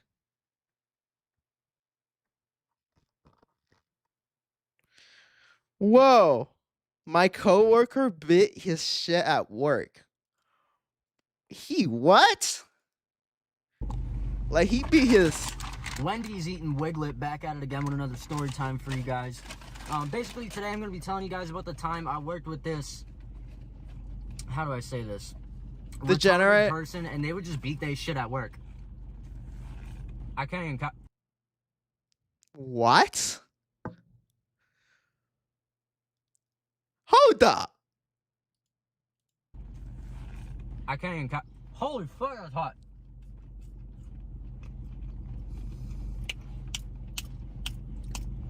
Goddamn. You telling me he went Chris Breezy downtown? Anyway, I don't want to name names, but matter of fact, fuck it. I'm gonna just air the whole establishment out. I worked with this dude Clayton, and he was retarded, but not like so retarded. Like he had a job, you know what I mean? Like there's like levels to this shit. Like if you're like turbo retarded, like you're not gonna have like a regular job, you know what I mean? But anyway, regardless, it was at Dunkin' Donuts, so I don't even know if you call that a regular job. All that he had to do, he would count the eggs and like count the bread and shit in the morning. Cool, whatever. Make a long story short, I go in the walk-in fridge to vape, and you know what's funny? There's actually at my job, there was this person that actually got fired. So it was a couple that worked there, and her boyfriend got caught beating his meat in the bathroom at the job, and then they fire him. And I'm like, when she told me this, I was like, why are you telling me this? I just started laughing. I'm like, you shouldn't be telling that to no one. If you don't want to get bullied, you don't want to keep telling that story to people. Like, I was just so confused. I'm like, bro, what the fuck? I know we're friends. Like, why are you telling me this? Open it up. Clayton's in the Of course I'm walk-in gonna fridge, laugh. smacking his shit. Straight up. Like, I'm talking And then younger- her friend was like, Dito. I'm like, bitch, Dito, no. Motherfucker was fucking hamming that. He was going. Freeze down to the ankles. Jerking a gherkin. And, you know, now I'm in kind of like a precarious position. You feel me? Because, like, what the fuck am I supposed to do? Like, hey, don't do that? Who am I?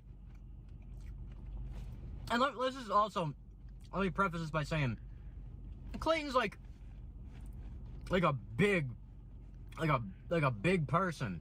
You know what I mean? Both fat and tall. So, I had a million things running through my mind right now. I'm like, first of all, don't look at the meat. I don't want to see no hog.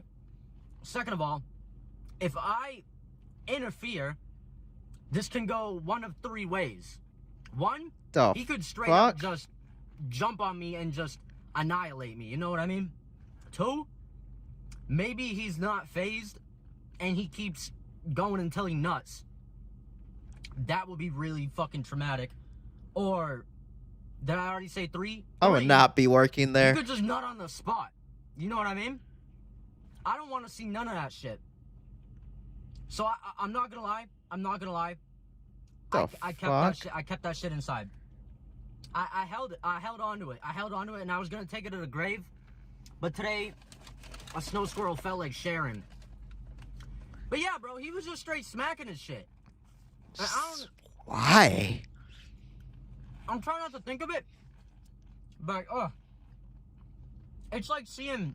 Bro, like, it's traumatized. You ever see like animals fuck, and like you're like, oh, I don't want to see that shit. You know what I mean? Like maybe you step outside and you see like two dogs fucking. You're like, oh, get a fucking room.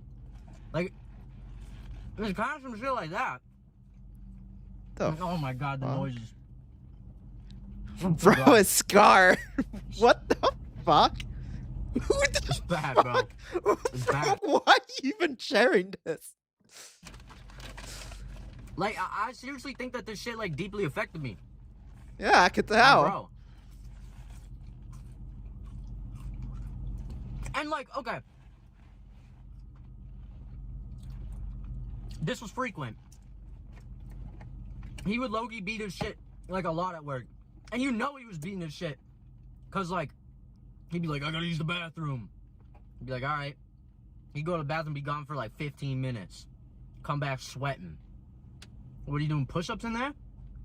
You know what I mean? What the fuck?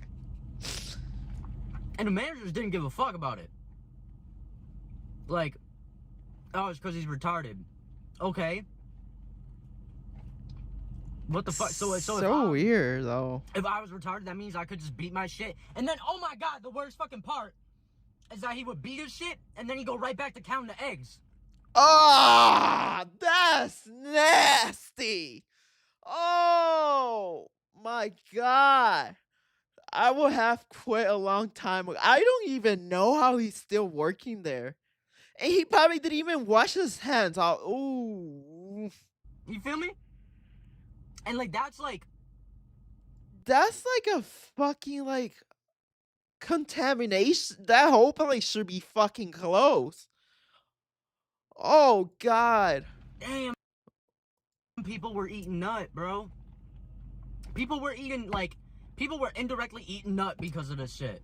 That's disgusting. Fuck. And the blood is on my hands. Cause I could have done something about it, but dude, I used to know this girl that used to she was so disgusting. She used to go into her family fridge and then she'll put a fucking egg on her hoo-ha. And then she'll prove that she can't freaking break it. And then she'll put it inside her booty hole. Then put it back in the... Bro, I'm like, what the fuck is wrong with you? Like, when I found out she did that shit, I was like, yeah, I don't know. I can't be friends with you. That's some unhinged, disturbed, disgusting... Like, I can't even... No. I mean, like any establishment, that John was corrupt. Because his uncle was our manager. So, like... Oh. You know what I mean? Like, if I'm like, yo, your nephew's dry beating in the walk-in, I don't think he would have taken that well. And I wasn't in a position to lose a job. So I would rather deliver food. I guess maybe I did the right thing, maybe I did the wrong thing. Hopefully he's learned his lesson, but I doubt it. I doubt it. And I got fired from that place, but that's a whole nother story. As it was leading up to me getting fired, there was like a direct correlation with how frequent he was beating his shit, right? So like if we're looking at it from a graph, like this is me about to get fired and this is him beating. I think you should, you know what? This is not even petty. You should actually freaking report that shit to like what's those like human resources and shit, and get like a fucking like whatever food or whatever company takes care of like contamination and food, because this is not okay. Shit. So normally it's like this, right? And then I'm like, oh, I'm about to get fired, and then he just goes on a fucking rip and tear. So I don't know if I'm to blame. I mean, I'm definitely not to blame. No. But I feel like I could have stepped in and did something.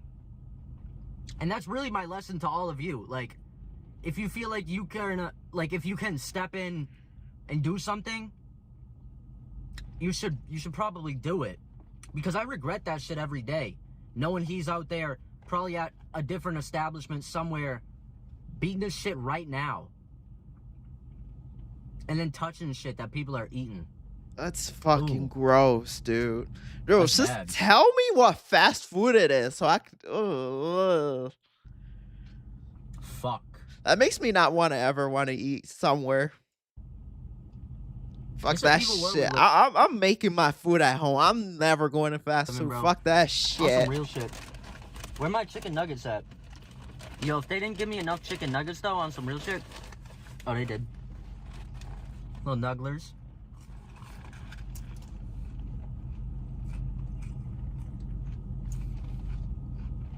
Hold on.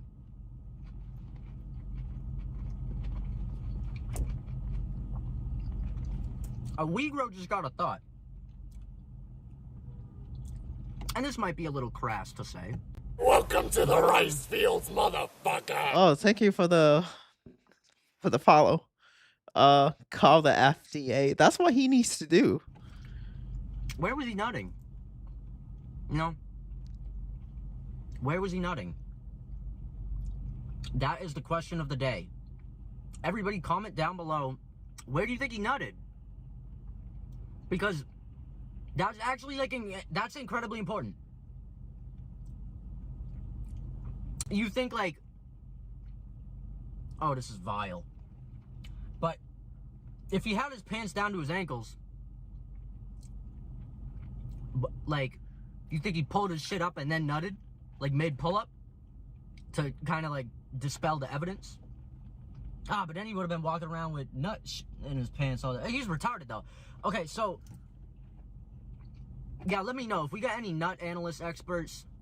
Nut analyst Definitely experts. inform me about that. Yeah. Go to Reddit. They'll Thank you answer for your 6,000 question. Subs, by the way, that's cool. Sorry that you guys had to hear this. But look, I didn't do it, okay? Don't shoot the fucking messenger. I'm just a male monkey trying to get my point across. Yeah, I'm out. Bro, what the actual fuck is wrong with fucking places in America? Dude, that's fucking disgusting. Like, I've even known, like, fucking places. Like, I remember one of my past managers was a fucking pedophile, and he got caught making out with an underage girl on camera. And instead of firing him, because they trained him to be a manager, they didn't even fire him. They freaking transfer him to a different location. And after they transfer him to a different location, he came to our store to help, hanging out with the same girl. And I'm just like, what's wrong with you people? Like, why would you allow him to actually come from a different store to assist us in the store and still leaving to get near that woman? Like, well, that girl.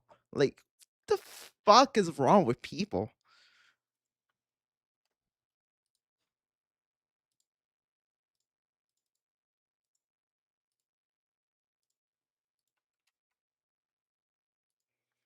Holy shit.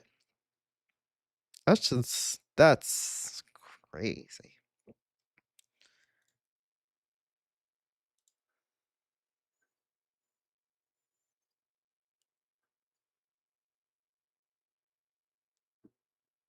Oh, that's nuts.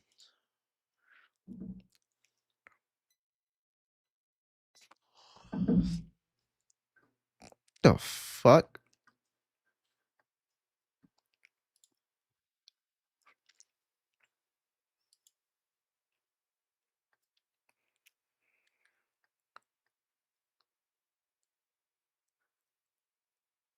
Bro, she's not even wearing clothes. Look at that shit. The fuck are you wearing? It looks like you put fucking polka dot duct tape on yourself.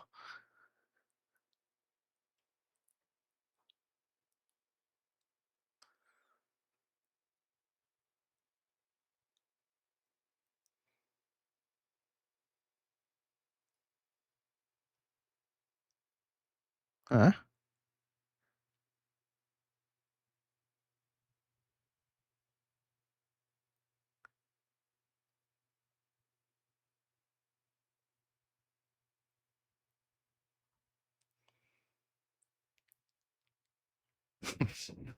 What? I made my PC background tech support scammer personal photos. It's kind of funny. The guy who wants to know.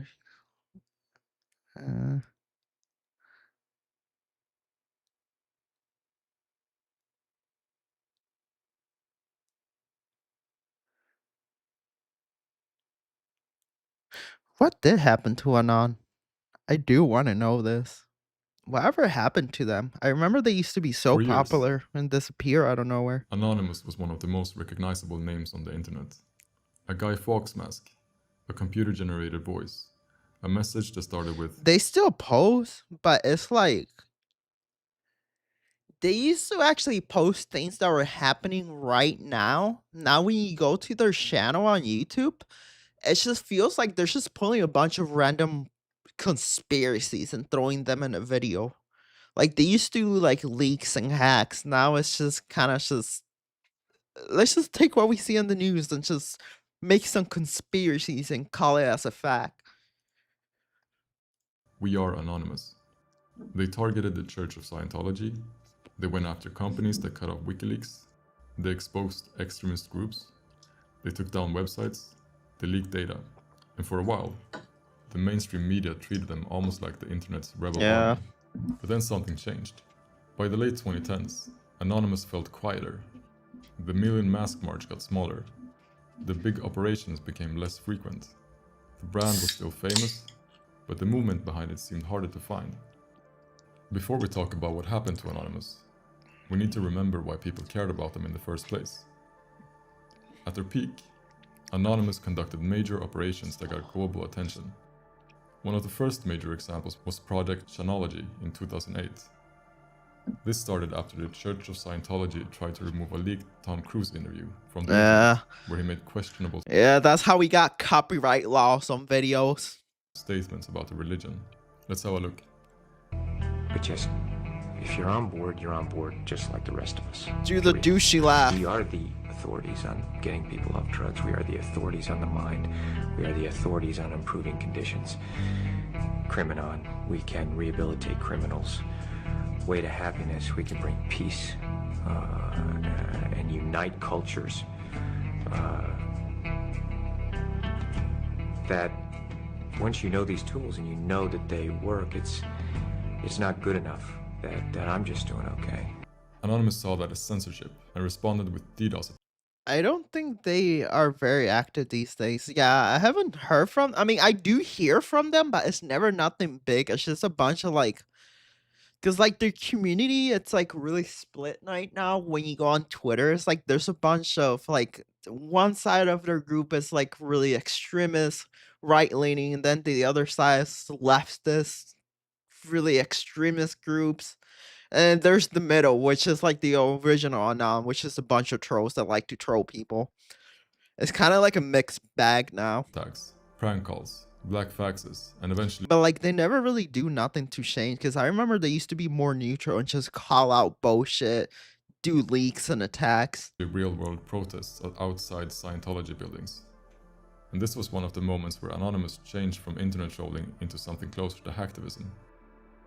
The most important part was not just the hacking, but that the online campaign moved into the real world.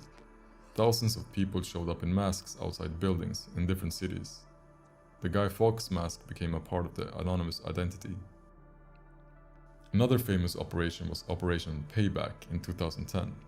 This started as a campaign against anti-piracy groups, but it became much bigger after I'm never gonna forget when I was in high school, they did this hack where they hack ISIS. What was it? They hack ISIS Twitter account and they started posting gay porn under the official ISIS account. companies like PayPal, Visa. And they also did something, I don't remember exactly which, but they took a website. I think it was actually, it might have been ISIS website, and they also replaced it with gay porn and videos in it too. I remember they did something along those lines MasterCard also. restricted services connected to WikiLeaks, a publisher of leaked documents showcasing corruption and misuse of power. Anonymous responded by targeting some of these companies with DDoS attacks. A DDoS attack is basically when a website is flooded with traffic until it becomes too slow or unavailable. It is not the same thing Oh, as the breaking into a refresh thing? database, but it can still create major disruptions in headlines. Yeah. Isn't that when you get together with people and you just keep hitting refresh all at the same time?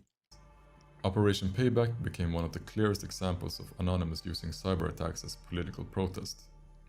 It also showed a risk for participants, because some people involved were later arrested.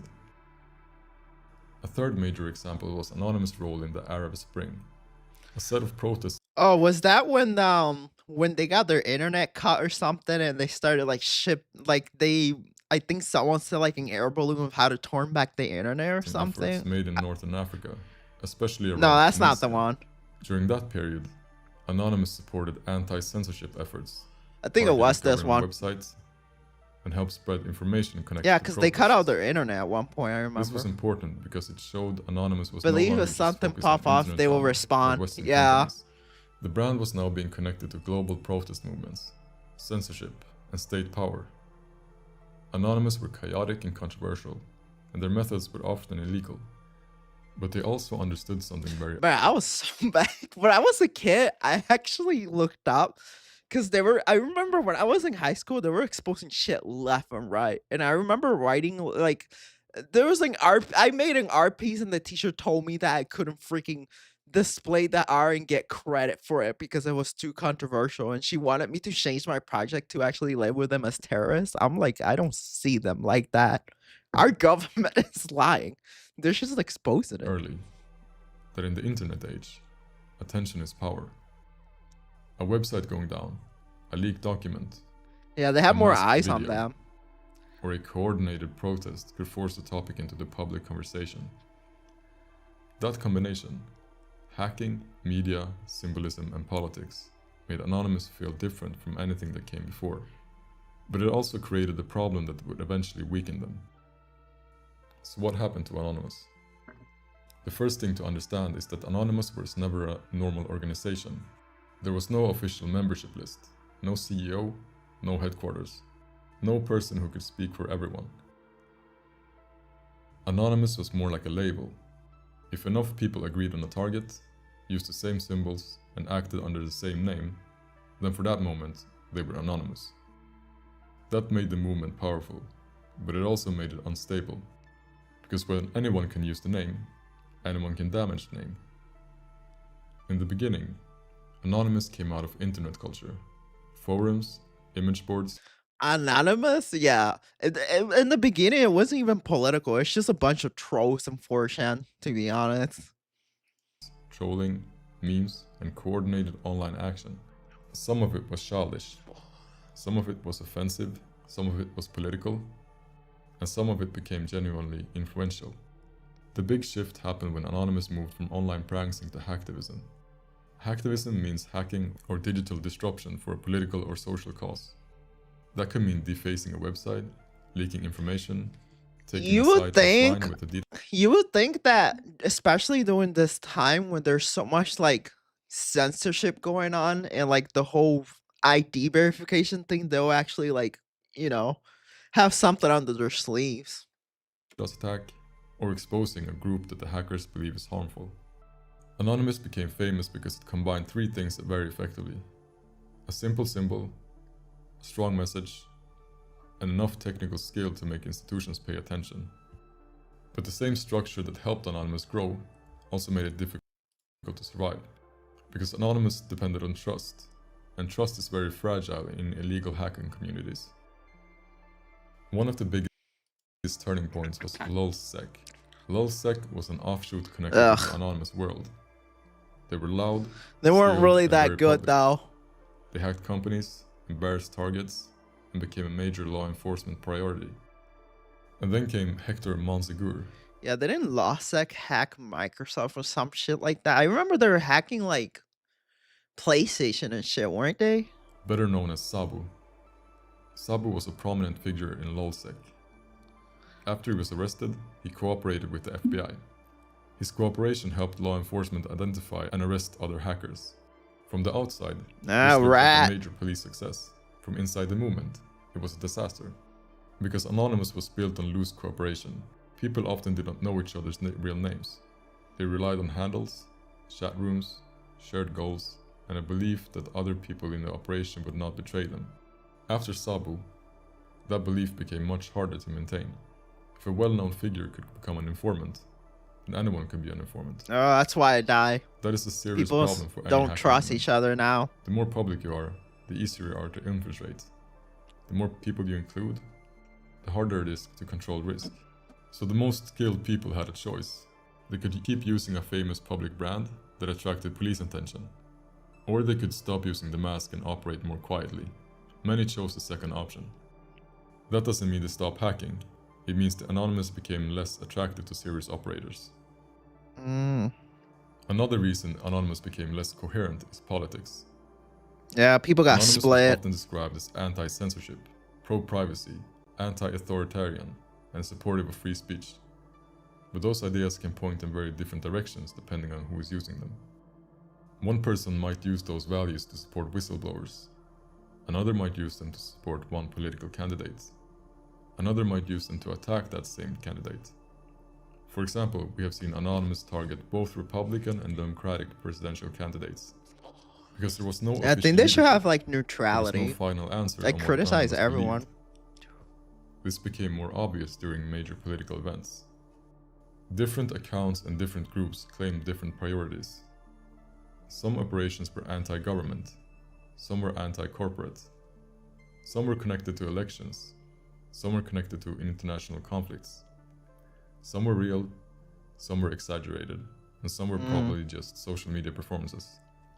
And this is where the Anonymous So path started they to lose became clarity. fragmented then. When a name can mean anything, it starts to fade out. It made it harder for people to know what they're actually looking at. Is this a real hack? Is this an old data breach being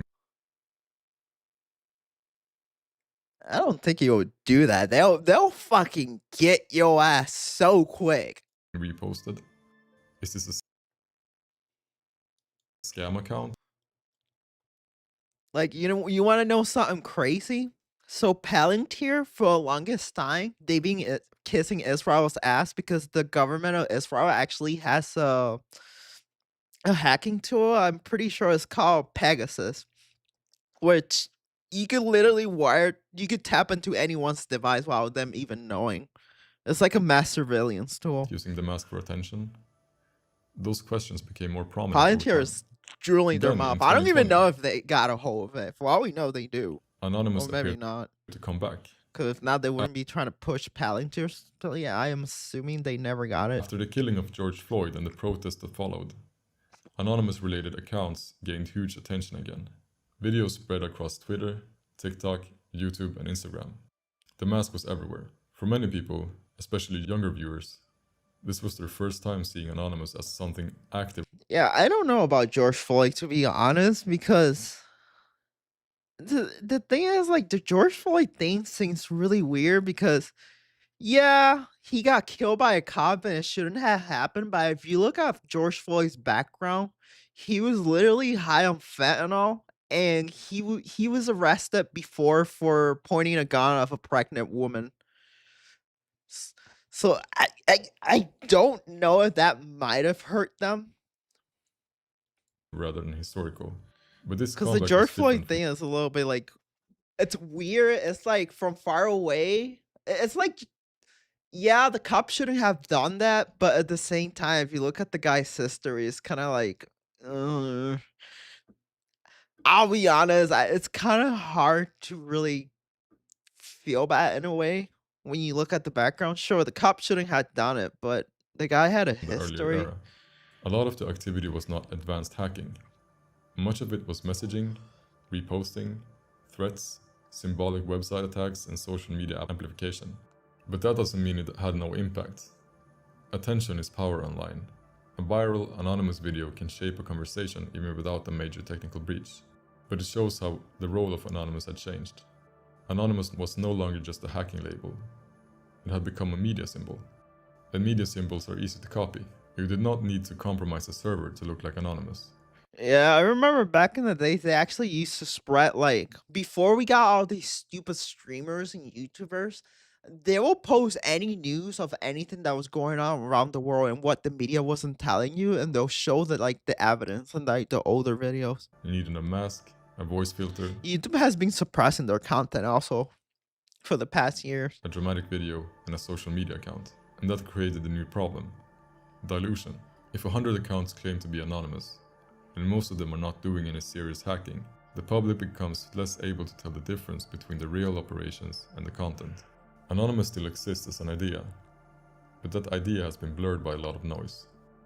The next major moment came in 2022, after the start of the war between Russia and Ukraine. Accounts associated with Anonymous declared cyber operations against Russia.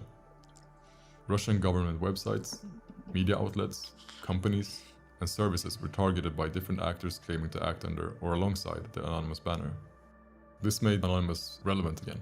But the Russia-Ukraine cyber conflict also showed how much the world had changed. I don't want his stolen money. I just want to change one digit and he will be broke.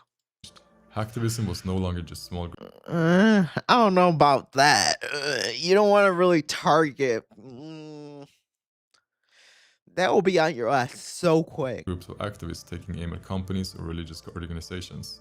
Now it existed inside a much larger environment. Cyber war, intelligence operations, propaganda, state-backed groups, volunteer IT armies, criminal groups, and information warfare. That makes attributions extremely difficult. Attribution means figuring out who actually did a cyber attack. And in modern-day cyber conflicts, attribution is messy on purpose. A group can claim to be independent. A government can secretly encourage volunteers. Yeah, sometimes what they do, sometimes they have like multiple groups come inside, like they come inside to hack a place, and then they agree with each other, and then they start claiming things that they have, and then they'll tell, no, the other group is actually lying, we actually have your source code.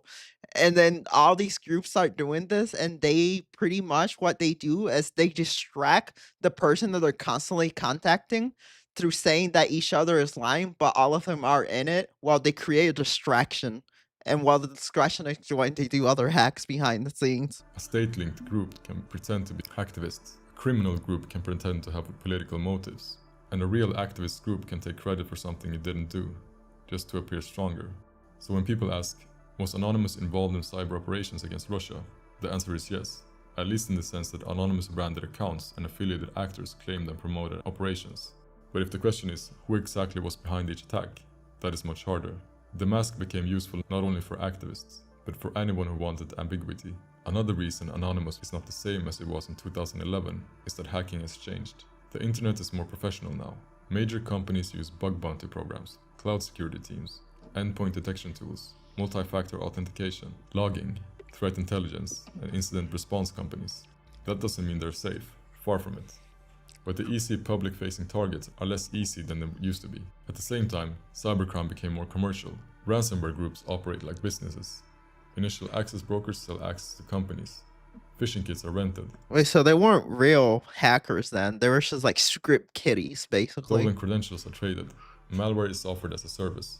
So the person who has real skill today has more options. They can work in cybersecurity, they can sell research, they can join a criminal operation, they can work for a government, they can become a contractor, or they can operate quietly, Using the name Anonymous is not always useful for them. In many cases, it only adds attention and risk. For scammers, the Anonymous brand is highly useful. A scammer can use the mask to sell fake hacking services. A crypto scam can pretend to be connected to online freedom. A social media account can use the anonymous branding to farm followers, pushing misinformation, or sell products. That's one of the strangest outcomes. The original idea was anonymity as protection from misused power. Today, the brand is often used.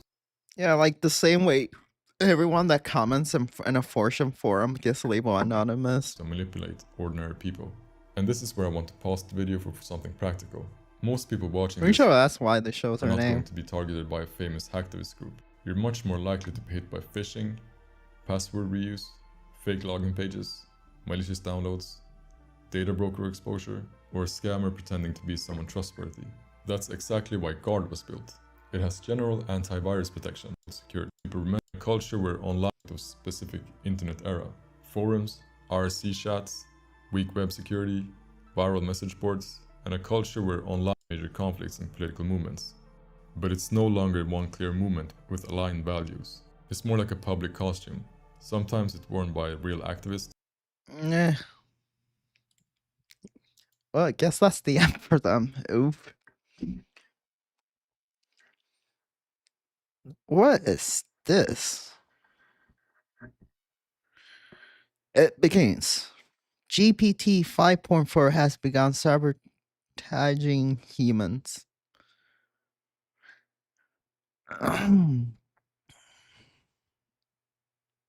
Discord is so important. I remember this guy.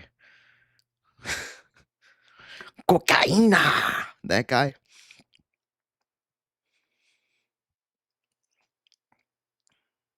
What's this? I'm getting ahead of Ooh. myself. I want to show you this clip of Shroud. So we watched another clip of Shroud a few episodes ago. His editor is turning Shroud's Instagram reels into like hopecore videos for gamers. And they did another one. They Like popped off. unironic? Unironic. Like watch this I video. wanna see this. My dream is for one day an MMO to come out that's so good that I will literally play it for the end of my life. I want to play. I doubt that's ever gonna happen, I'll be honest. Dude, if I had to picture my perfect MMO, okay, it has to have the combat of Warcraft with a mix of Guild Wars 2. The story has to be Knights of the Old Republic good, like that type of storytelling. The crafting of Elder Scrolls Online, the end game of Elder Scrolls Online. Let me see what else. Oh, and the transmog customization of Final Fantasy XIV and the rating of Final Fantasy XIV. Let me see. Did I miss anything else? Oh, and like the quest lock system that Elder Scrolls Online uses. Combine all of those together, for me, that'll be the perfect MMO. There'll be no MMO on Earth that could top that shit. Oh my god. I want to play an MMO that's even so that music. good that literally I will play it till I die of old age. That is my absolute dream. My absolute dream, dude. Like that's what we're here for. That's literally what we're here for, you know? My goal. Thoughts on this? Okay, so I was just actually about to say that. Why can't there be another successful MMO? So, because a lot goes into an MMO. A lot. And a lot of what MMO players want, it's not possible in the modern world. So MMO is about discovery and, you know, finding this out and doing this. But modern gaming is about optimizing and making this happen faster. And you know, a lot of the times I feel like I'm not gonna lie, making an MMO will be really difficult because at the same time, it's like you do have to listen to what players want, but at the same time, you can't listen to a lot of players. You got to be careful what players you actually listen to because there's like this weird thing every MMO, which it starts fine, but then they start listening too much to the 2%ers, or there's this other thing where they start trying to please both crowds, and it's like you want to please this crowd, then you want to please this other crowd. And when you try to please two different groups at the same time, you're not pleasing no one. And there's this other thing that the MMO genre, if you look at almost every MMO, like a lot of like things and mechanics within the game are actually kind of like they're like outdated mechanics and like systems and stuff. So you're just building on top of that, and it's kind of like, eh. Like I'll be so stressed if I have to make an MMO. This sounds like a lot of pressure. I wish they make an MMO that deals with tier system. Reaching the end result as quickly as possible. Another thing I hate about MMOs, it's like, like when there's dungeons and raids, I feel like a lot of them have way too many freaking tiers of like, there's freaking what? There's normal. There's freaking heroic. There's mythic plus 1, 2, 3, 4, 5, 6, 7, 8, 9. Like there's too much. And then like if you look at a game like Final Fantasy 14, it's like there's normal, there's hard, there's extreme, there's ultimate, there's savage. I feel like there's way too many difficulties. If I was gonna choose how many difficulties will be in each game, I'll probably just set normal and veteran. That's it. That's all you really need. Normal and veteran. You don't need so many freaking difficulties. And it kind of fucks over MMO worlds. Oh, so how do you modernize an MMO and make it suitable for general audiences? That and the younger audience now of game, like we got Valorant players. That's what the young generation is playing. They're playing Fortnite. Yeah, but I don't know. I kind of understand what he's trying to say.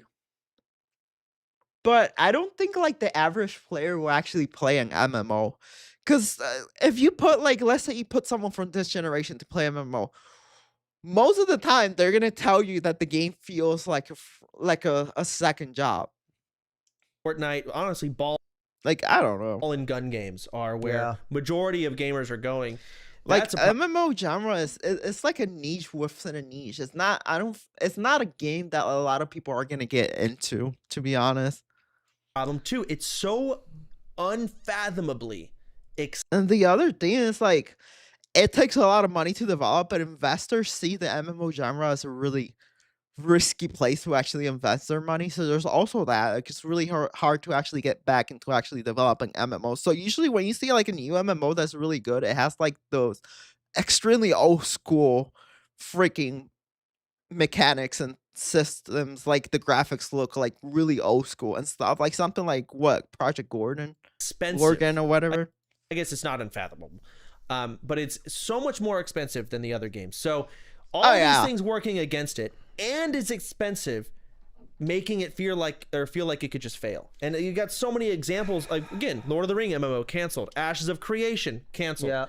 And like the amount of money that went into these things. That is why MMO, there's probably so much more to it. There's only 2 MMOs that are on the way. At least I don't have it confirmed, but there's the Riot MMO. People have been talking about that for like 6 years.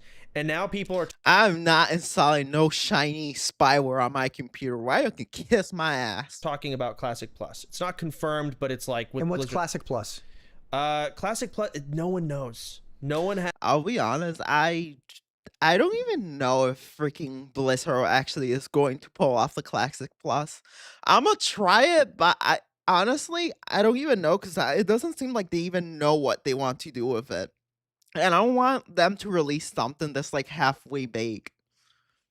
As they can't pinpoint it. Is it another overhaul? Is that what it sounds like? Well, no one, people want it, right? And Blizzard has hinted at it in like commercials here and there. Like at one point they brought out, I don't know her title. Her name's Holly. She went out in a commercial and she basically like hinted like, also something else we want to talk about. Oh, and the whole chat was spamming Classic Plus, right? It's like, oh, we'll talk about that later. Everyone kind of fucking knew what it was, but they haven't directly announced it. Damn. But what Classic Plus is, no one knows what it's going to be or how it's going to be done, because it's like expanding on an old... I don't know. I'll be honest. I want something fresh and new. Expansion, right? I don't want graphic to look like Evercrack. Or old classic World of Warcraft. You played it. You did hardcore. Yep. So no one's agreeing with what it should be. Some people want to add a fuck ton of retail stuff. Some people were like, no, we should barely change anything. And but point is, I think it's because that game existed for so long that people experience different evolutions of the game, and so that's why so many different people are demanding different versions of whatever is supposed to be next. What if they just add some of like the retail content, but only to a certain point? But don't change like, you know how retail has like a different way, like a different feel, how it feels, how everything is too quick. What if they keep like the play style and the pacing of classic? You know, like don't overhaul the graphics, just leave them how it is. The systems, like I mean, yeah, it's dude. I honestly, if they're going to add expansions, I feel like they shouldn't add nothing past Legion.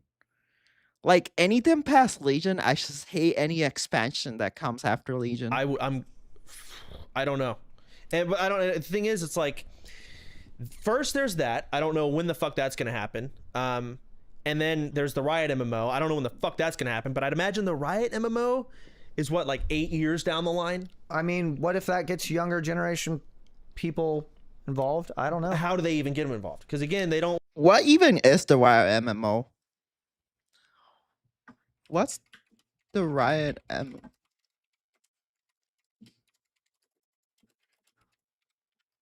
Wait, I gotta kill an ant.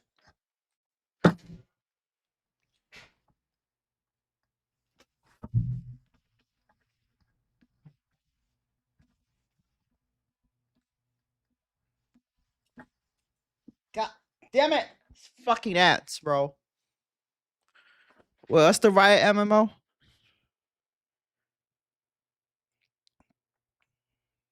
Ghost Crawler.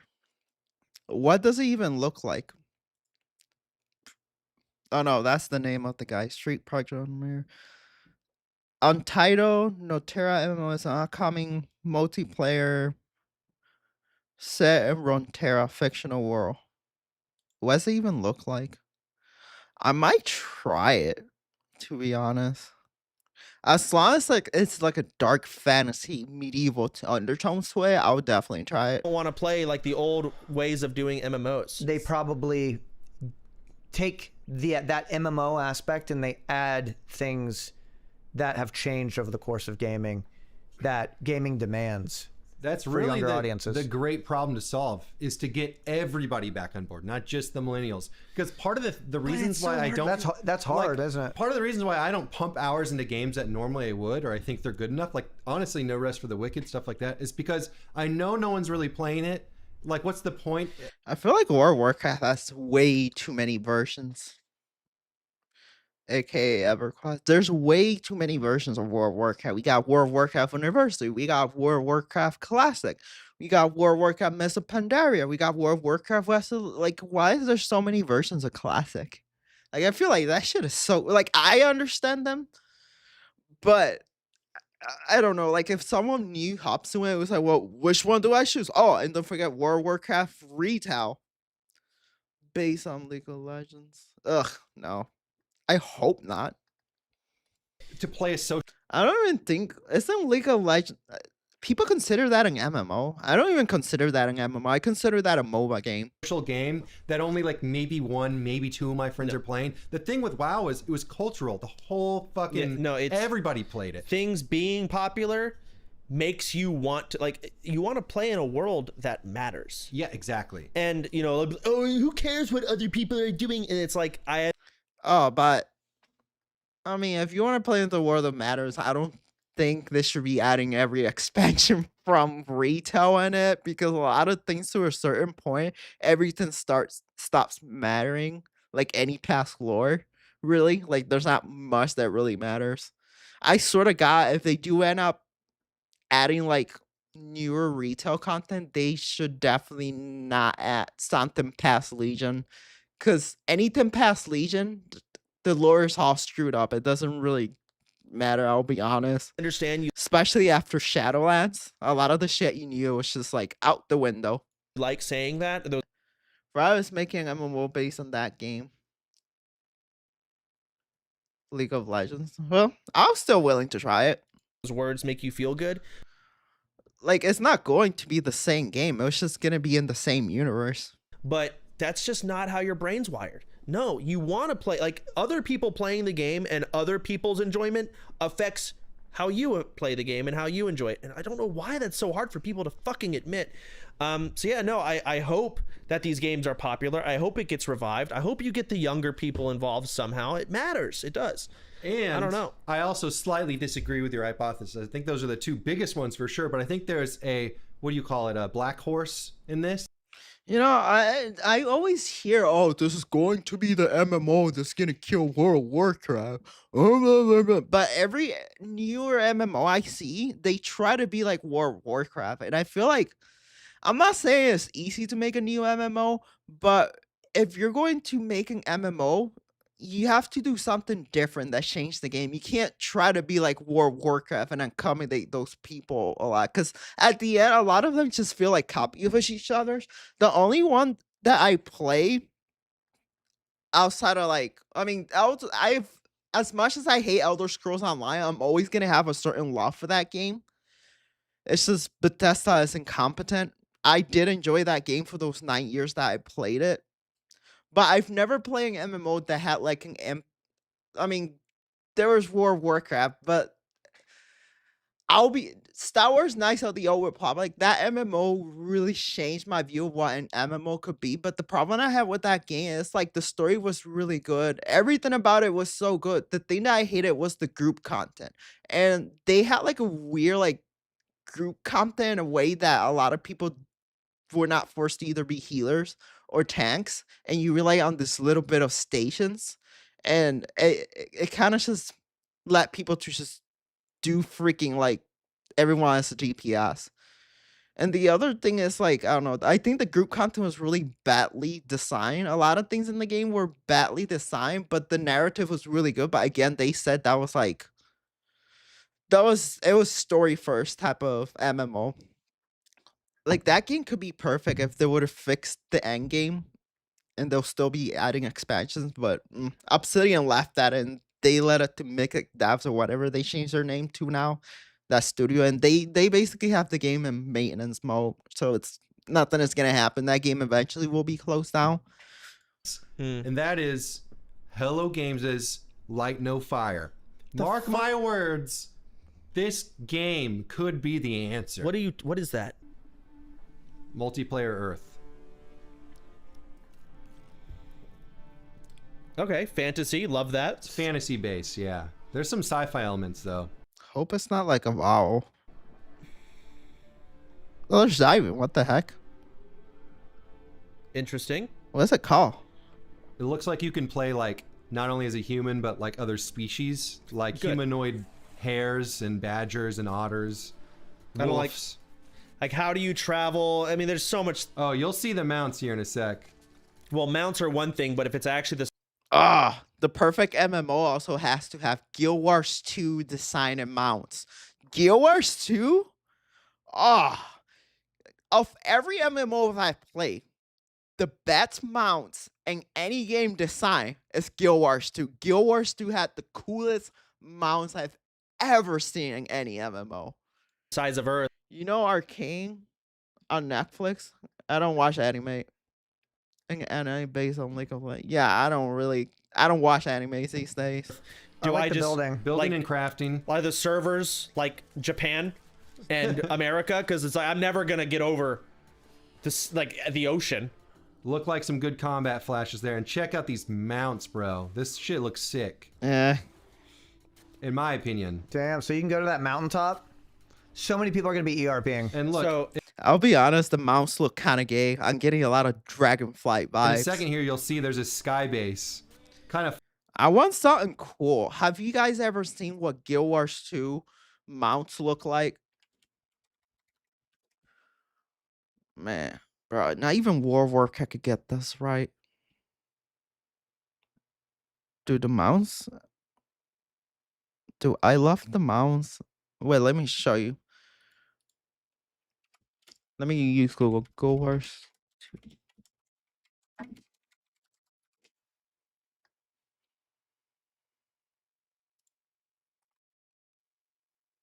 2. Bro. I think their mounts look so fucking sick. Where are they? These are not the mounts. I remember when I was playing the game, some of them look so cool. The ones I'm getting here are mid. There was like some really cool dragon mounts.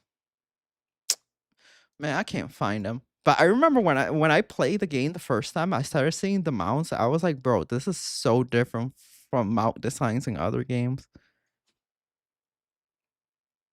Nah, I can't find them. I don't even remember what it was called. But I know Guild Wars, some of the mounts in Guild Wars 2 are fucking sick. Final Fantasy style in the top left of this frame coming up. So here's where like cool. the MMO world, pause it. The MMO world, like I see flying mounts and I get sad. Really? Yes. Why? Flying mounts ruin open world confrontations. When you Well, that depends how you do it. Like, one of the things I'll say about Final Fantasy XIV, the way that they do the flying mounts, they don't really destroy the experience. So the way they do it is there's like I don't know, let me, what's that software? No, not this. So in Final Fantasy, they basically have like, where the fuck is my bucket? Whatever. I'm just gonna use a drawing tool. So let's say the sky is here, right? What the fuck? I forgot how to use this thing. So let's say the sky is here. And then the ground is like down here. And this is like, you got your clouds or whatever. In Final Fantasy, they do this thing where there's like a certain ceiling. Like, let's say the ceiling is here. Like, you could fly, but you can't fly too high to the point you stop seeing the city. You still fly close enough where you could actually see all of the signs and stuff. So it's like really there's like a real like I guess a little steep limit of how high you could fly where you can still admire like the beauty and the sign as you're flying. I think that's one of the really cool things that I really like about Final Fantasy. I didn't start with that game, but there was a lot of things I appreciated in that game that I didn't see other MMOs try. Like, yeah, Final Fantasy XIV is not like a perfect MMO, but it did do a lot of really good things that I will say that I wish World of Warcraft and other MMOs borrow more from FF14. you see someone and they access their flying mount, they're gone. You can't fight them. They can just leave and get away at any point. And again, this is like just classic WoW stuff. It came from classic WoW, and they added flying mounts in TBC. And so the MMO player base doesn't like flying mounts, but maybe it's great here. But my first initial thought is, and I know other MMO players will see it and be like, ugh, flying mounts. I didn't even think about that, and you're probably right. But there's also mechanics like there's grappling hooks. You can throw them at the mount and it dismounts the person, right? Oh, fun PvP. So there can be fun mechanics, but also how do you traverse the world without them? And sometimes, when you add flying, why did they make like a server for open world PvP, and they put people in there, but then like flying mounts are bad in that area? Flying mounts, say there's the mountain, and you want to get to the top of it so you can loot this cool sword. Just get on your fucking flying mount, fly up there. But like not open world PvP within the city, but like let's say like a place you get teleported when you want a PvP. And it's like it has like its own story and stuff. It's like its own little, like the way Elder Scrolls does Cyrodiil PvP. Or make a jump puzzle. Yeah, now you have to jump flying mounts remove a lot of potential content. Yeah, true. I love the idea. Like for instance, in like Skyrim, altitude being a thing for you to achieve. You'll see a mountain and you'll be like, I want to try and climb that. And a lot of times, if you manage to, which takes a long time and is hard, there is cool shit there. But then you say that it's an Earth-sized world. Okay, so now you don't have flying mounts. Well, obviously they do, but let's say you didn't. The people that are making Mythic Plus, this is what they got to do. They got to make them play Elder Scrolls Online, Final Fantasy XIV, and Guild Wars 2. Make them play, and Star Wars Knights of the Old Republic. Make them play those 4 games, and they make them do Mythic Plus. There's no way it could fail if they borrow a little bit from all those MMOs combined. Like I miss when studios that did MMOs used to do this thing where they used to take their employees and they used to give them an MMO. It's like, okay, your assignment is play this game, and then they'll take things from that game and then craft their other MMO. How the fuck are you gonna traverse? Like check what they do good and bad and try to improve it and combine all the goods together. Come on, like Blizzard used to be so good at stealing stuff from people and making it better. This in any actual realistic pace. I'm not gonna fucking 17-hour flight or 17-hour run. Oh my god, just to get to the town. I'm curious to see how they mitigate, if they try to mitigate that aspect with the flying mounts. Yeah, and see, this is just one small. You talk about MMOs. There's so fucking much. Yeah. And you've got this diehard fan base that is very adamant, and they've got these underlying feelings of, you know, bad taste from flying mounts, and maybe something in Final Fantasy has given these MMO players a bad taste. They bring this up. So it's like, how do you... I would not want to fucking make an MMO. That seems impossible. Yeah, that's stressful. But I want one. I feel the same as Shroud in that clip you linked. But it's such a crazy discussion. And again, all we have right now, at least, the thing is, neither one's even fully confirmed. I think Classic Plus with that fucking commercial is, but Riot, I don't know, because like, I feel like they're probably looking for a way to back the fuck out of it. Really? I don't know, but it wouldn't surprise me. I know, crazy. Like there was Ghostcrawler. They like, I don't know, like. I'm biased about Riot, but I never seen many things that Riot has made that I'm actually genuinely interested in.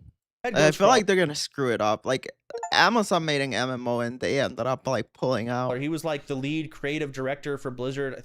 I'm probably getting his title wrong. He was a big dog in the world. He was actually working on the Riot MMO.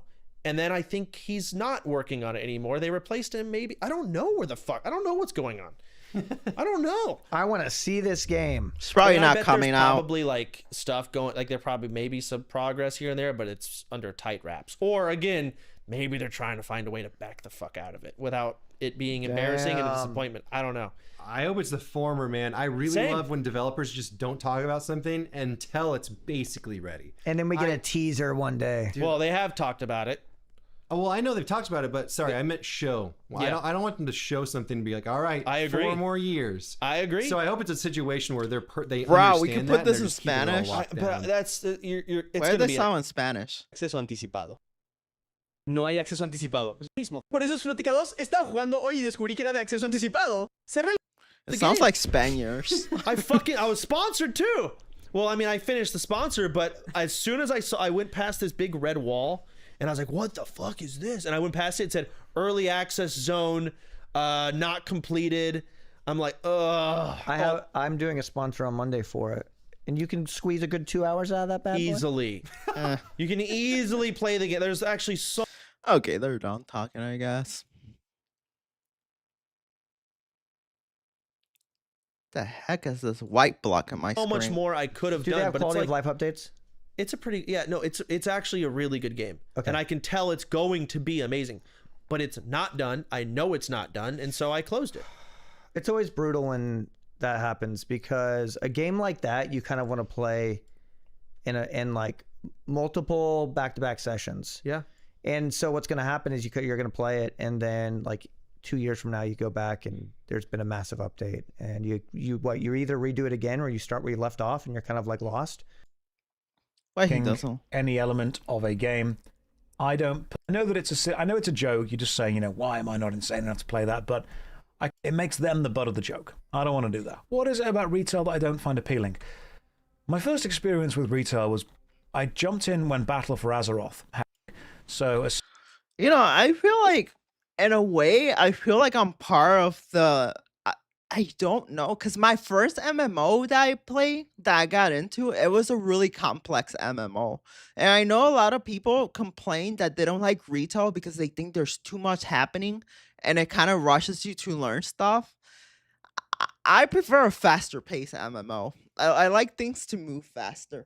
But that's because I'm an experienced MMO. So if I play something like Final Fantasy 14, I get bored quick because things are going at a really slow pace, and I feel like the game is just patronizing me and thinking that I'm stupid. I'm not gonna get it if I go too slow. I mean, if I go too fast, I'm not gonna get it. Like, I get it, but I guess other people feel different. That what WoW Battlegrounds is for. No flight zone. Able to kill each other.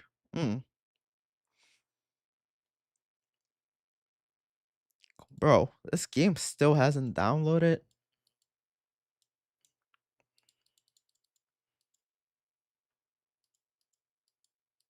Still not done. What the fuck?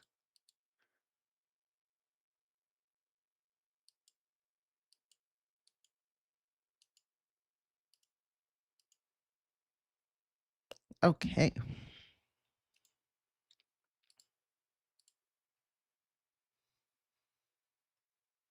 The heck? Look at this suit.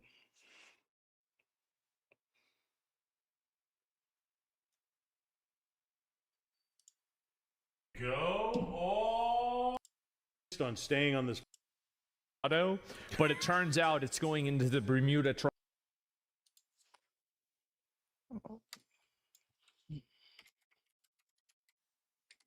Wait. Of an asset that I think everyone but Sony realized was probably not worth $3.6 billion. Let me see if there's some people that think it's coming out. Good. No one thinks it's coming out. There's some juicy shit that happened about that.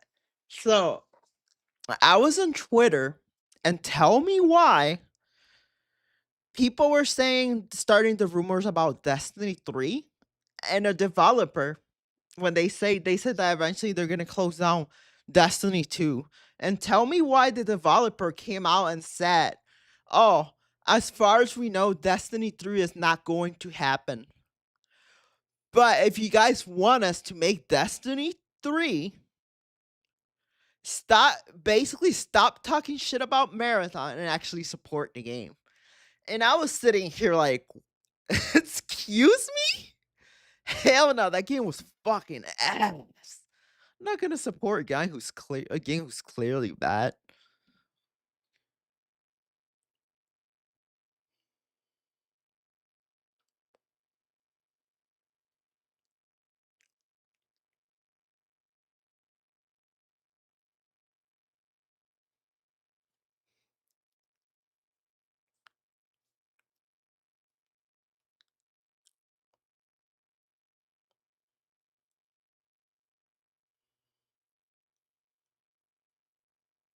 All right, I'm gonna hop off for